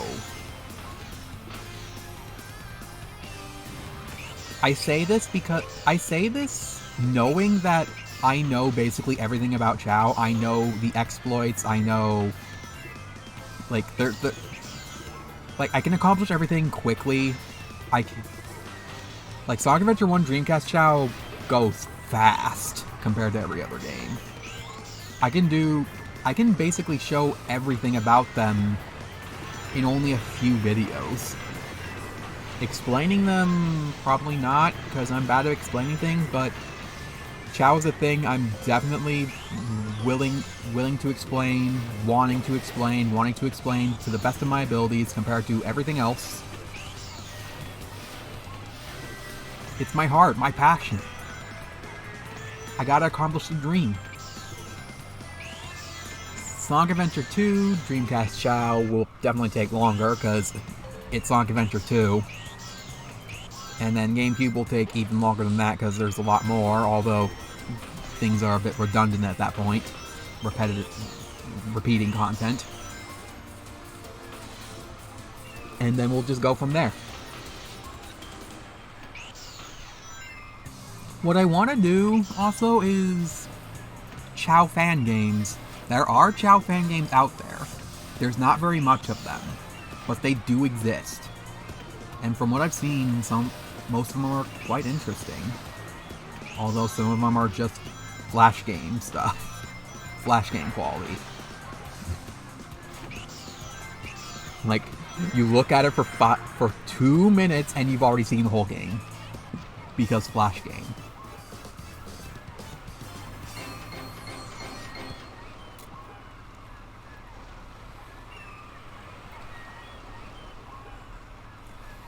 Well, that's it for Chao things. I just know that I will do literally everything Chao thing related.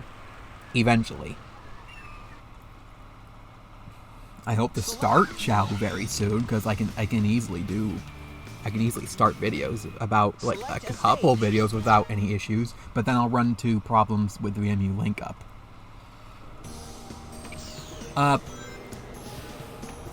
So Donkey Kong 64, I've thought about this for a long time. I've been wanting to get back to that game, but because I've taken such a long break from it, my quality is obviously going to be extremely different. With Sonic Adventure, I don't feel that way.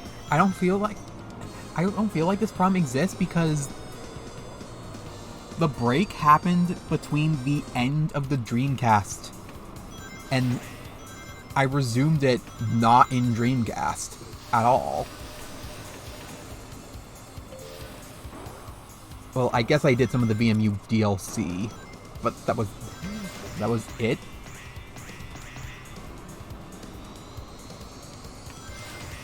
But anyway, DK64, I still have half the game left. So, I just feel like it wouldn't be the same if I returned to it. Opinions will be different. I've learned a lot more. It just feels like I should start over.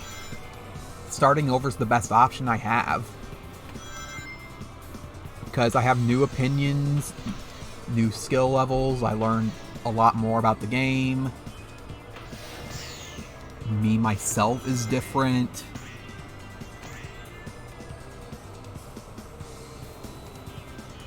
I don't know how I'll start it over, but I think that's the best way to go about it. So I'm sorry to say that the LP is officially dropped.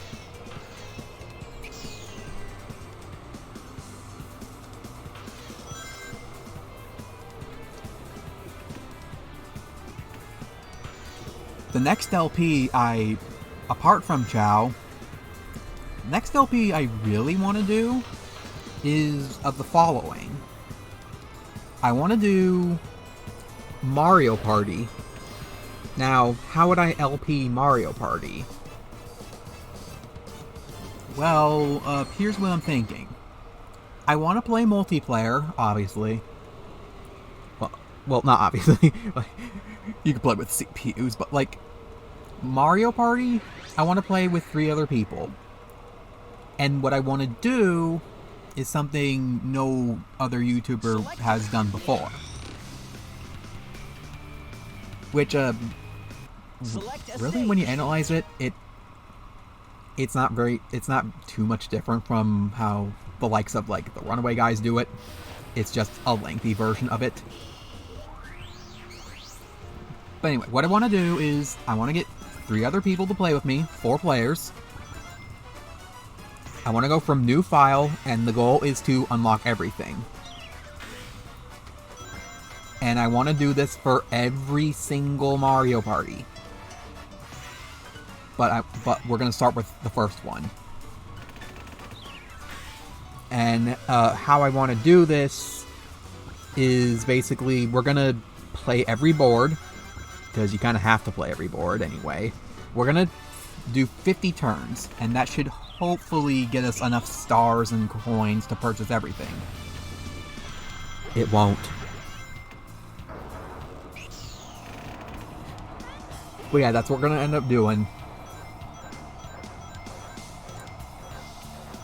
If we play every board and still don't have enough to get everything, then what I will end up doing is like doing like a bot bash where I let the CPUs do all the work. because you can just do that. Except in Mario Party 1's case, CPUs don't give you coins or stars towards the bank. You have to be a player. But there is an exploit to where if you plug in a controller and play as the CPU at the last turn, you get all the coins and stars they've accumulated.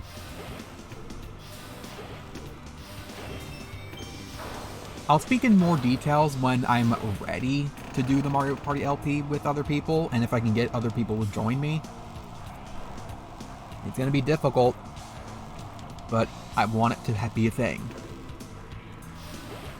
Another LP I wanted to do is a Pokemon four-way LP. Why a four-way LP?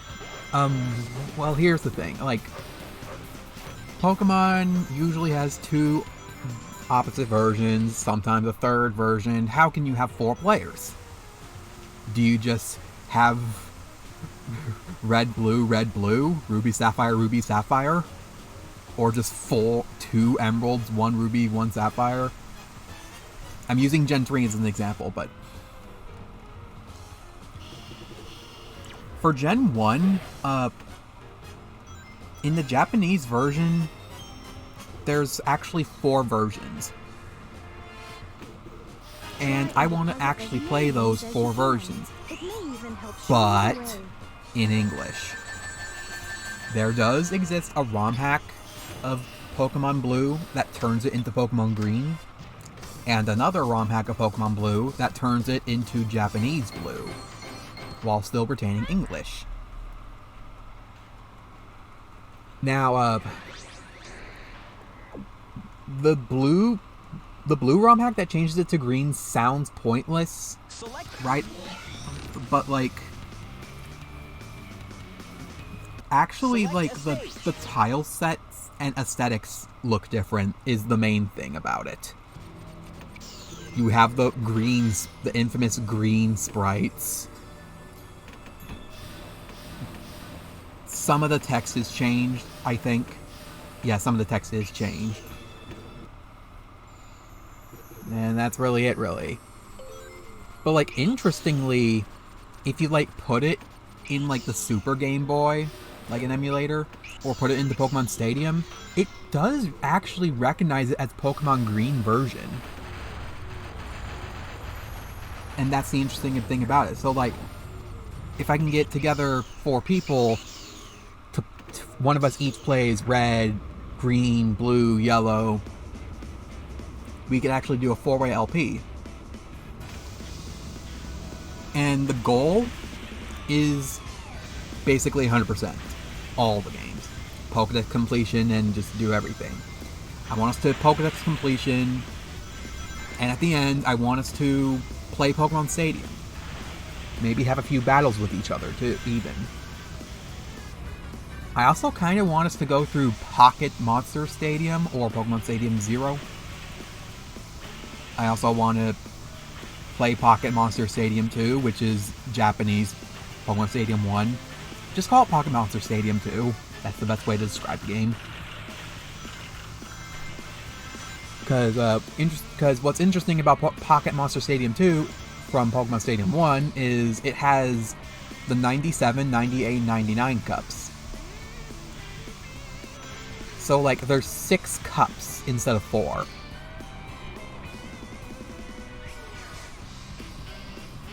And also the rentals are actually different. Usually they're actually worse, but some of them are actually better. Like Starmie getting Surf instead of Bubble Beam, but some of them are worse, like Lapras getting... doesn't get Ice Beam.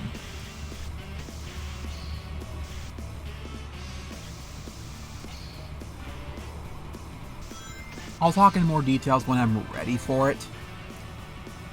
But those are the 2 major LPs I want to get into.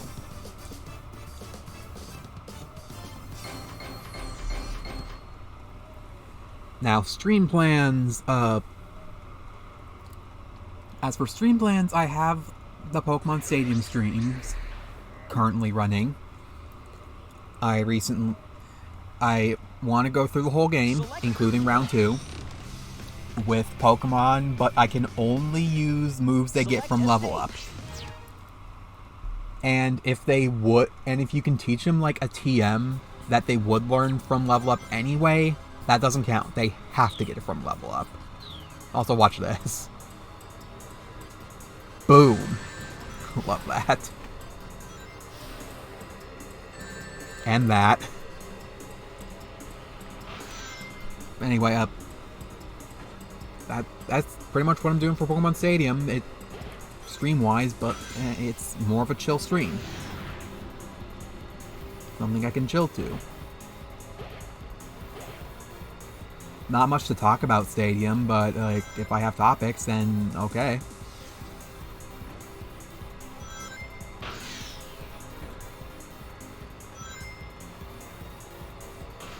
After I play through all Stadium 1, I actually want to stream Pokemon Stadium 2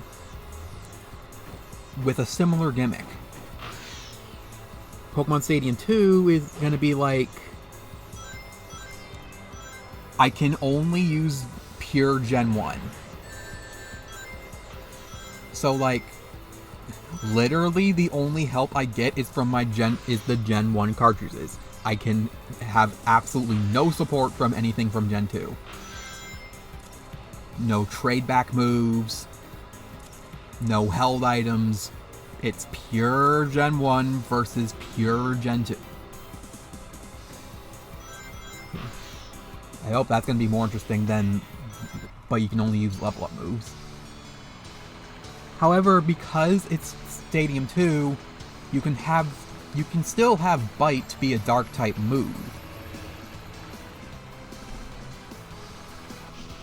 So there's that interesting quirk.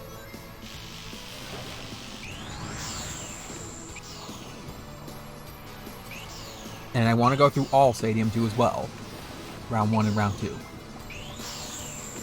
I look forward to that.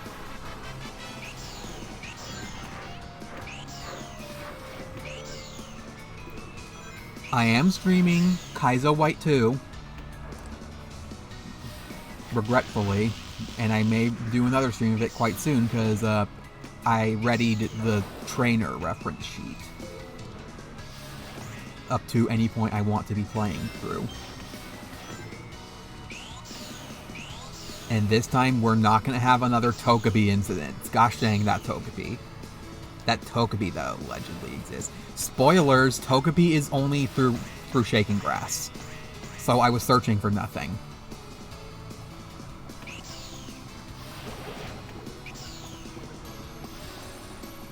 I do want to replay Yellow Kaizo.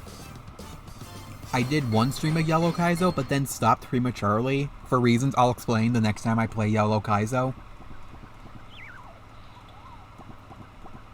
I imagine it's going to be more chillax compared to any, like, between, like, not insanely difficult, but not brain dead easy. But because it's Gen 1 and I played Gen 1 so many times, even Blue Kaizo so many times, that I can just breeze through the game kind of mindlessly. So I do look forward to playing Yellow Kaizo.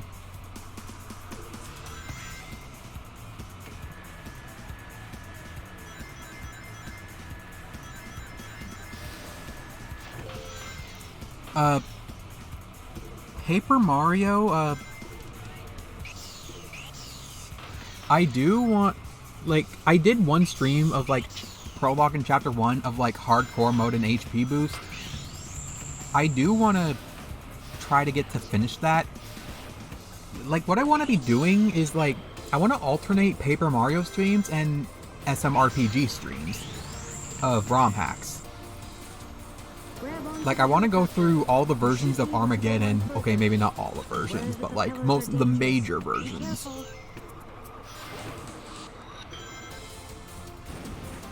And alternate between, similarly to Paper Mario, like, we have Hardcore mode and HP boost.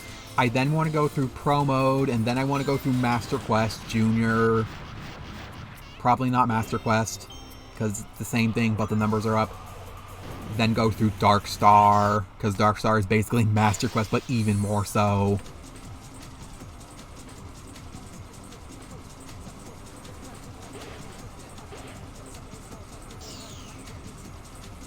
there's recently been a new SMRPG game ROM hack by someone in a Discord I'm in. I'm interested in it. It's called Luigi Star Power, I think. Also, I will get hit by those every single time. I also like that I got the 40 in Windy Valley every single time. That was also good. Yeah, flexing. Yeah, flexing.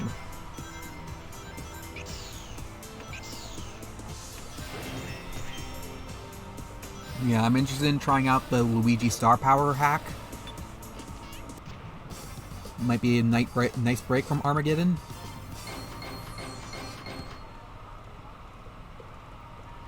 Those are the immediate planned streams, but like, what I recently been wanting to doing, something to help give me fun and also exercise my voice at the same time. I want to do some more races. Like, you remember that SM64 race I did with like 6 people? I want to do more of that. Maybe not with so many people, but like, I want to do more races. I want to race for like, for example, the Donkey Kong Country trilogy. But here's the twist. But GBA. The GBA Donkey Kong Country trilogy. Because I honestly like those better than the SNES. The SNES has its charm, as we all know. Like, I'm aware, it's just I prefer the GBA trilogy. I especially prefer the GBA version of Donkey Kong Country 3. Mainly because of the music. I love the GBA music of 3.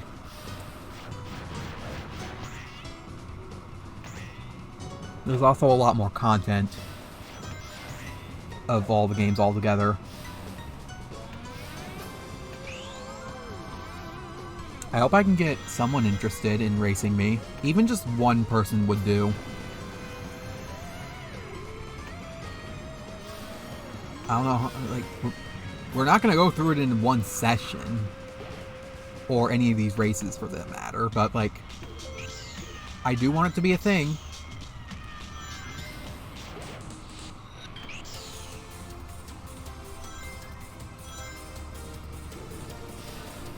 I do want to race... I actually want to race Sonic Adventure, actually. Like, I do want to stream the various versions of Sonic Adventure, because I am a huge fan of the Sonic Adventure... I am of both Sonic Adventures, and I'm very interested in knowing literally every single perk about them and what makes them so great, what makes them kind of meh, not the greatest. Be a lot more open to them. I follow the likes of Speeps Highway, PKR.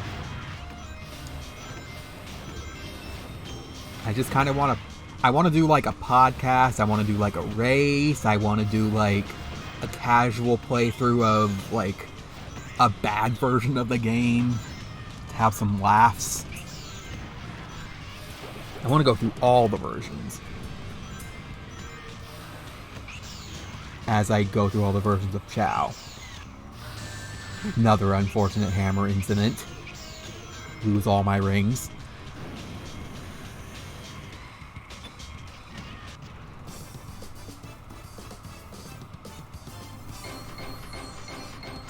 A Sonic Adventure 1 race, I wanted to go 130 Emblem. That'll be a good several day race. And some people are interested in doing that. Just have to find the time and peak of interest.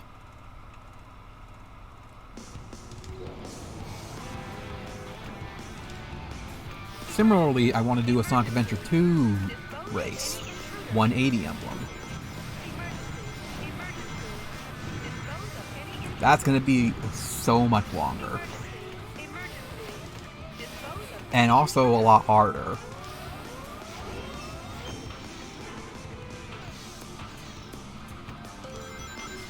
And yet, there still are people interested.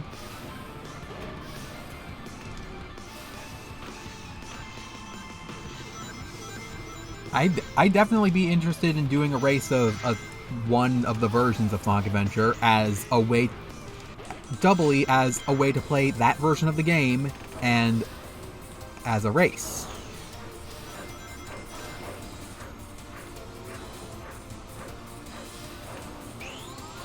There's other games I've been interested in racing, like, say, SpongeBob Battle for Bikini Bottom, or like Lego Star Wars. I've actually been interested in racing them both, but also just, I do want to like casually play through them. For SpongeBob, I want to like play the trilogy of Revenge of the Flying Dutchman, Battle for Bikini Bottom, and the movie. Also the GBA versions of them. The GBA versions are more of a trilogy because they're all similar to each other. Whereas the GameCube versions are not really similar to each other. Movie and Battle for Bikini Bottom is, but not Revenge of the Flying Dutchman is an entirely different story. Also, Revenge of the Flying Dutchman sucks on GCN. GBA is okay, from what I've heard.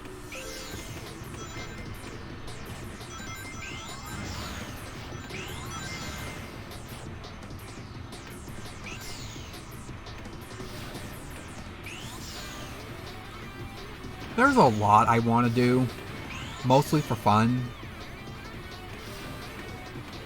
But those are like the primary things I want to do the most.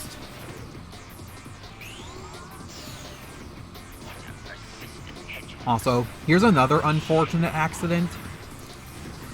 Just falling victim to this, and then I just decide to die on purpose, but it's already too late to die. So I have to backtrack anyway. It doesn't happen here, but it happens in the next attempt, where I just try to intentionally die, but the game didn't allow me to do that. It was really unfortunate.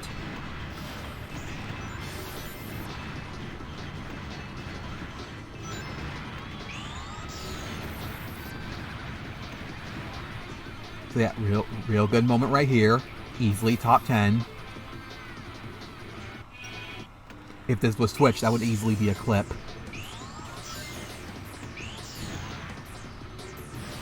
Like I said, definitely a clip.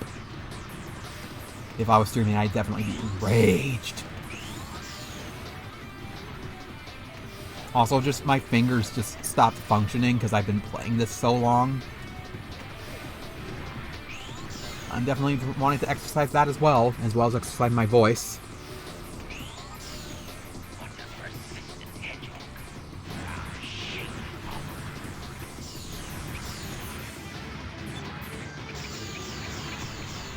Gosh, there's still 27 minutes left of this video. Like, good gosh, I'm running out of things to talk about.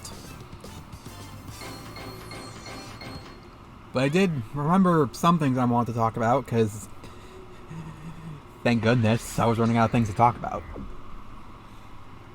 I forgot that I also wanted to, like, this was planned for, like, so long. I think even since the beginning of this entire LP. But, like, I wanted to, like, stream, like, the Game Gear games that this game offers you as somewhat as a part of this. Then again, but, like, now that, like, this whole incident has happened, like, I'm kind of thinking differently. But I still want to stream all the Game Gear Sonics. I also want to do a similar thing for the Genesis Sonics. Like, go into like Mega Collection and then just go through all the games. Okay, maybe not all the games. I'm not interested in the likes of, like, the Ooze or Comic Zone. Like, I've seen them, but, like, I'm not that interested in them. I just want to play the Sonics. Press this switch to raise the water level.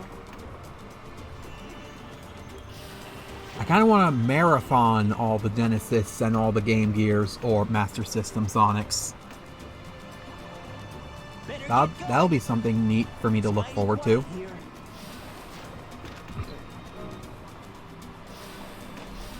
There's, for Game Gear, we have Sonic the Hedgehog 1, Sonic the Hedgehog 2, Sonic Chaos, Sonic Triple Trouble, Sonic Blast, Sonic Drift 1, Sonic Drift 2, Dr. Robotnik's Mean Bean Machine, Sonic Labyrinth, Sonic Spinball, Tails Sky Patrol, Tails Adventure. Yes, I count those as Sonic games. Even Mean Bean Machine. I think that's all of them. It's mighty quiet here. And the Genesis, we have Sonic the Hedgehog 1, 2, and 3, and Knuckles. The and Knuckles combination of those games, we have Blue Sphere, Sonic, Knuckles and Sonic 2, Sonic 3 and Knuckles,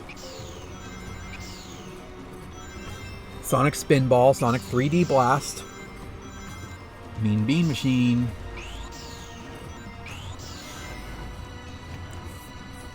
Flicky. I kinda count that. Like, Flickies are from Sonic, but Flicky isn't a quote-unquote Sonic game. It feels like a Looney Tunes game. A Looney Tunes arcade game.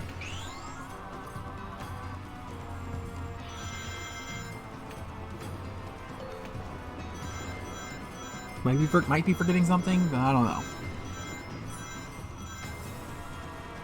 But yeah, those will be fun. I love playing through all those games. Even Mean Bean Machine. I'm saying this like I dislike the game. I don't dislike the game. It's just the game is like really hard. I'm not the greatest Puyo player, but like I'm good enough to like beat the game at all. Where am I?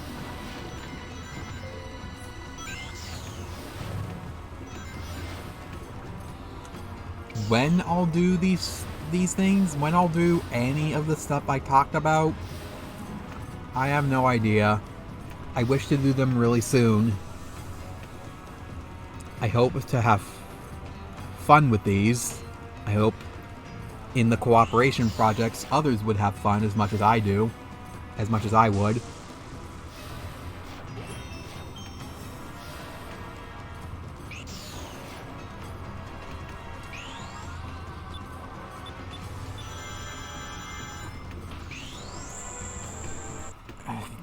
Better get going. That was not as long of a topic as I'd hope. Where am I? Like honestly, what's left to talk about? I don't want the rest of the video to be me about complaining. Oh my gosh, what is there left to talk about? I don't want to be like.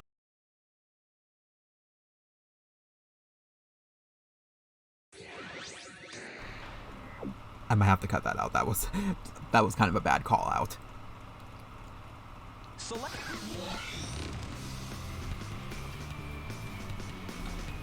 Select a stage. So like, do we know what is a good video editor? Because like when I do Chao, I am going to do quite some heavy video editing. So like the LPs can like double as like tutorials and how-tos, explanation of the game in depth. That's going to require a lot of video editing. And if it's too much for me, I might have to hire a video editor. I can't really use paid video editors. I have to use freeware. And I prefer open source.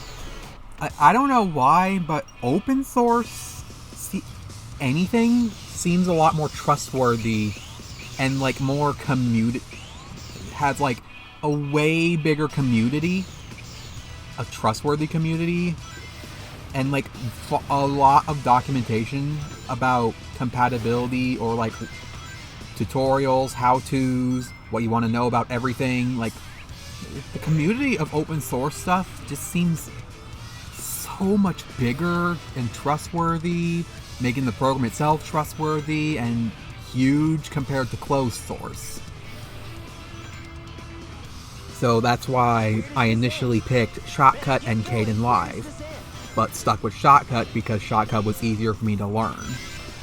But I might have to move from Shotcut because, like I mentioned, I think it might be impacting my charger's health. I don't know how or why, but it seems to trigger it on my old charger. Where does this end? Better get going. Where does this end? I'll try to learn Kden Live if I have to, but no promises.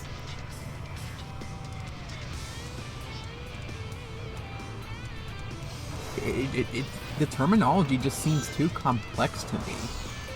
Like, what I want in a video editor, or what I want in really anything, is just you can look at something and know exactly what it means. With minimal knowledge, with like not too much knowledge of the subject.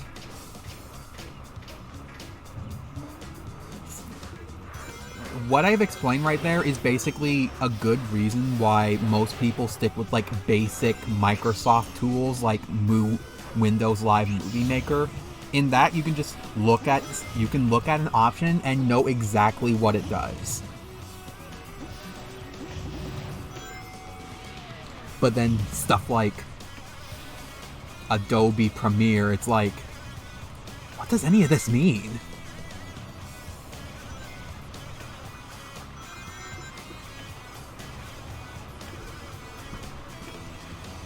Also, how difficult is it to add text to the video? Why can Windows Live Movie Maker do this super easy, but for literally everything else, it's like, nah, you have to do like 10 different steps, and even if you do them right, you get like 2 options. Like, why?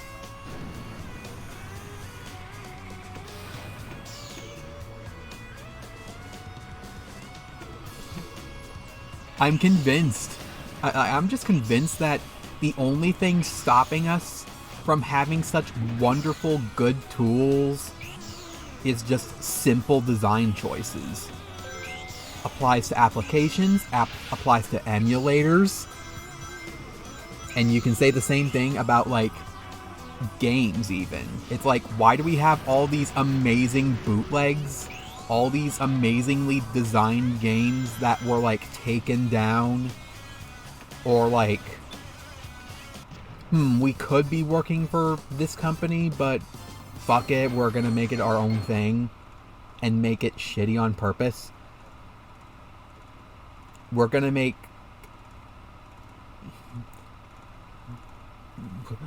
like rip the ROM of a game and add an unnecessary intro to it.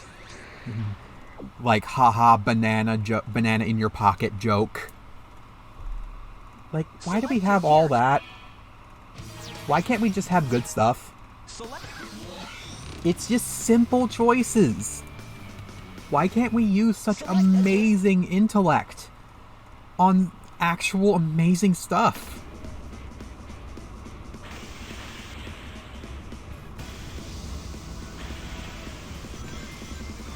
We need more projects like the ones I'm doing, like the Pokédex spreadsheet. It's like one of those things where it's one of those you didn't realize you wanted this type of things.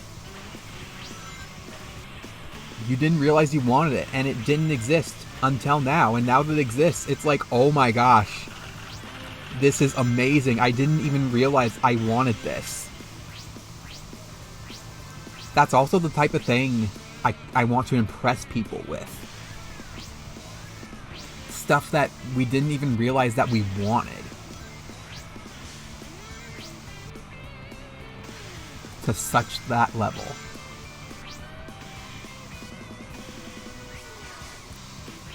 if you don't know what the Pokedex spreadsheet is about, like, well, I've said this before. I'll show it in due time. I did explain it in the Pokemon Stadium stream.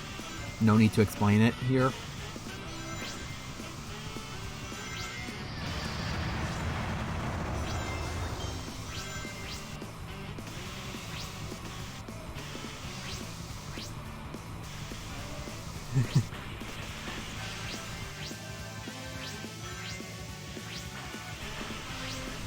At this point, I am completely out of topics, and my voice needs some serious rest.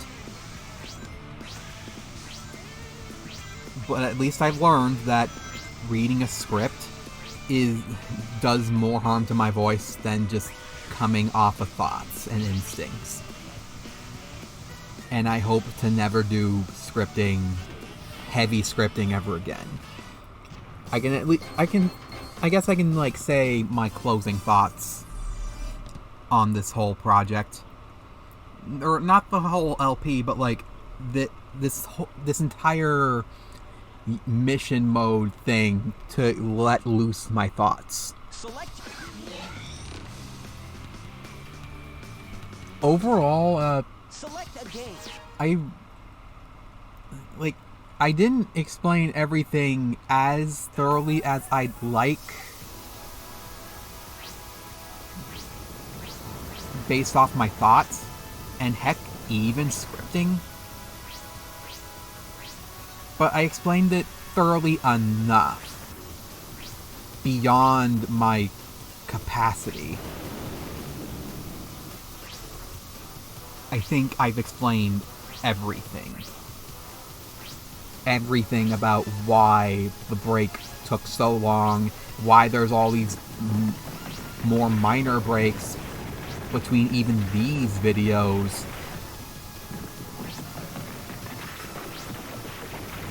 And just, it's definitely something I don't ever want to do again, but I am happy that I have gotten this out of the way to learn that I don't want to do this ever again. Learning new things is always good. Learning new things about yourself is always good. Learning your limits is always good. And I've definitely learned my limits here. Absolutely. 100%. 1000%. To have such an overwhelming number of things I wanted to talk about, and not being sure of how I want to be saying it, to the point to where I have to redo in a segment, or its post-commentary, or even both, up to 5 times, absolutely destroyed me, and is something I don't want to have to deal with ever again. So to consider doing what is essentially bleeding my heart out is something that I do not want to be doing, and is no wonder why many people would not be willing to do, even with a long-standing career on YouTube.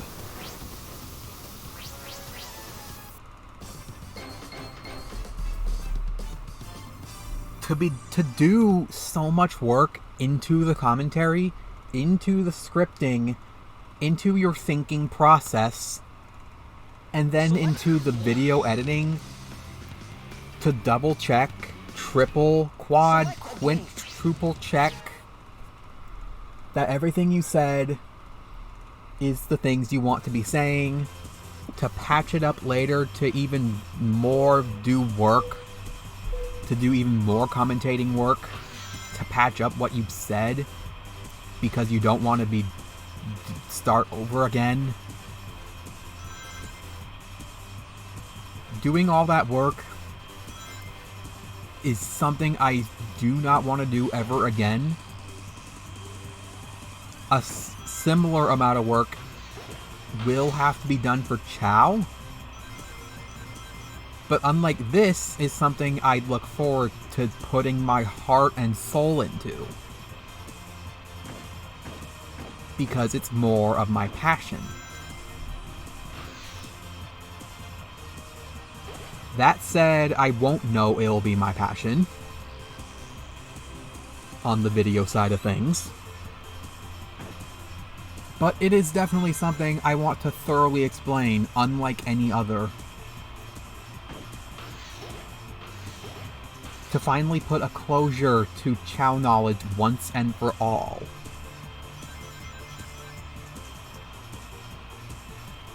To finally get good videos of Dreamcast Chao in high quality and thoroughly explained about the unknown.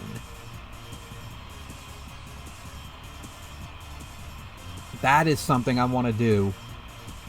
Definitely over this. This whole session, it had to be done, and I did not really like it. It was done for the sake of me releasing my mind, releasing my thoughts, so that I could have room, way more room, even hard drive room, to be doing anything else. Literally anything else. And now that it's going to be, I'm going to have so much more capacity in my mind and in my hard drive. Select a game. I really hope I'm going to have it extremely easy from here.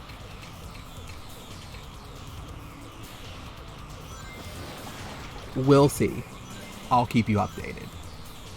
Most likely in streams, because LP is probably not going to be for a while. And I really hope I can keep my voice exercised. I don't want long periods where I don't talk extended for periods of time, because, like, oh my gosh, that first session really got my voice tired. The scripting really did not help. Like, being forced to talk kind of quickly, not off of my thoughts, because I'm actually reading stuff. Yeah, I don't want a script.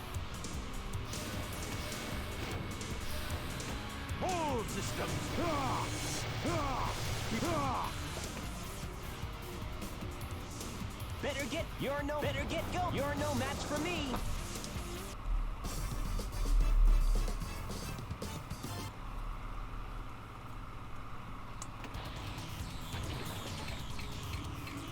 Better get going. Hey, this time you're not getting away. All right.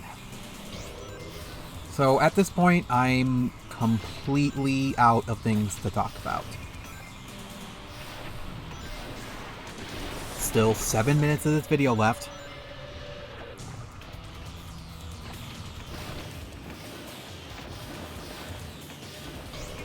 Yeah, I'm just completely out of subject at this point. Like, I kind of overdid it with the recording a bit much.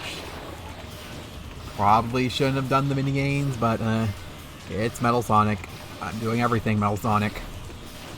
Had to be done for my perfectionist mind.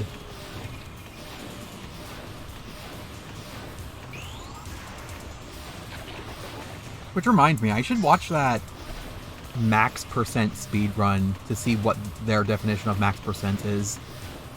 Because that's a thing now. It's been a thing for a while, and I still haven't watched it.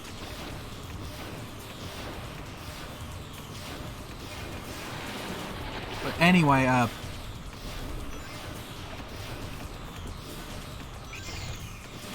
I guess I should end things off here, despite there being like 6 minutes left up, but like, thank you so much for listening what I have to say. Even if it sounded a little uneasy, unsure, or like kind of whack, because this is my first take of doing this. I do not want to do another take. thank you so much for sticking with all the mission mode videos. If you've done that, thank you so much for watching the entire LP despite my stupid edits.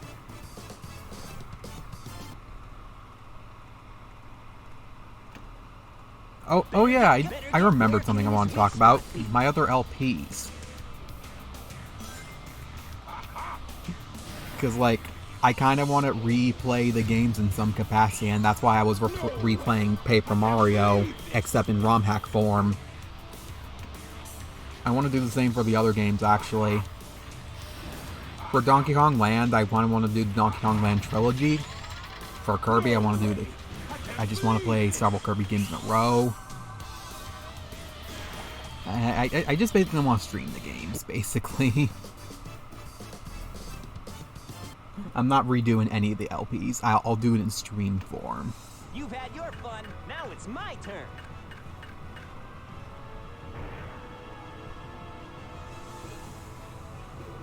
And that wasn't much of a subject. Get a load of this. Get a load of this.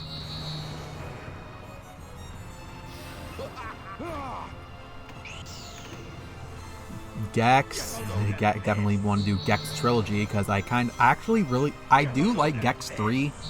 I don't like Gex 2 that much, but I'll still play it. I really love Gex 1. I've re-streamed that game before, but I'll stream it even one more time as part of the trilogy.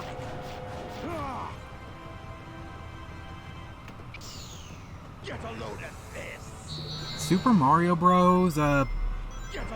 I'm concerned because, like, when I played that game, I wasn't so happy that I got, like, a copyright claim for level visuals, of all things, and it happened to be every time Lakitu showed up. So that's why I associate Lakitu as, like, being a copyright troll. Get a load of this. You can't show Lakitu. No siree. Showing him in any other game, though, no, that's fine. It's no use. Give up. Big Tip's Adventure, I kind of want to play through again. I want to play through several Zelda Classic quests, but mainly the ones made by Big Tip. Get a load of this. Because, Big Tip's Adventure 3 is soon becoming a thing, and I really look forward to that, because that's, like, one of the most well-done things I've ever seen in my life.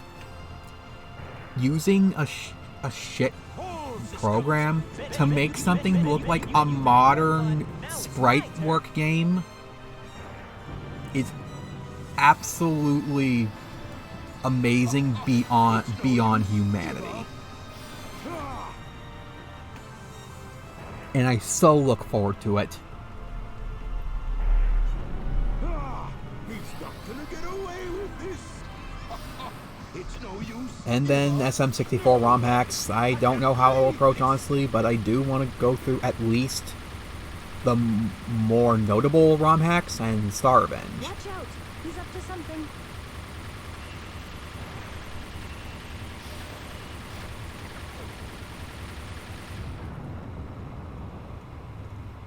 As for DK64, I've already said this before, but I might wind up streaming it, if anything.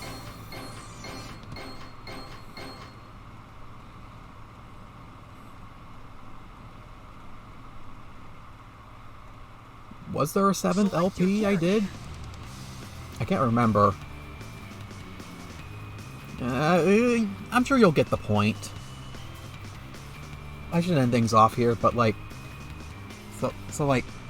This won't be the finale. The finale will end off with Chao stating my whole thoughts. This is definitely the finale of the main game. Select a stage. But until I do Chao, we still are stuck at 125 emblems.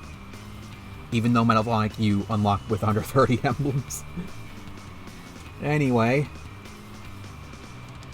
Thank you for watching this Colossus. Select your character. And next time, we'll start with Chao. See you then.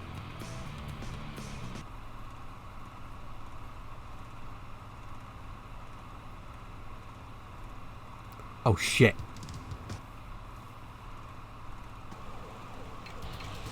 He can't be invincible, can he?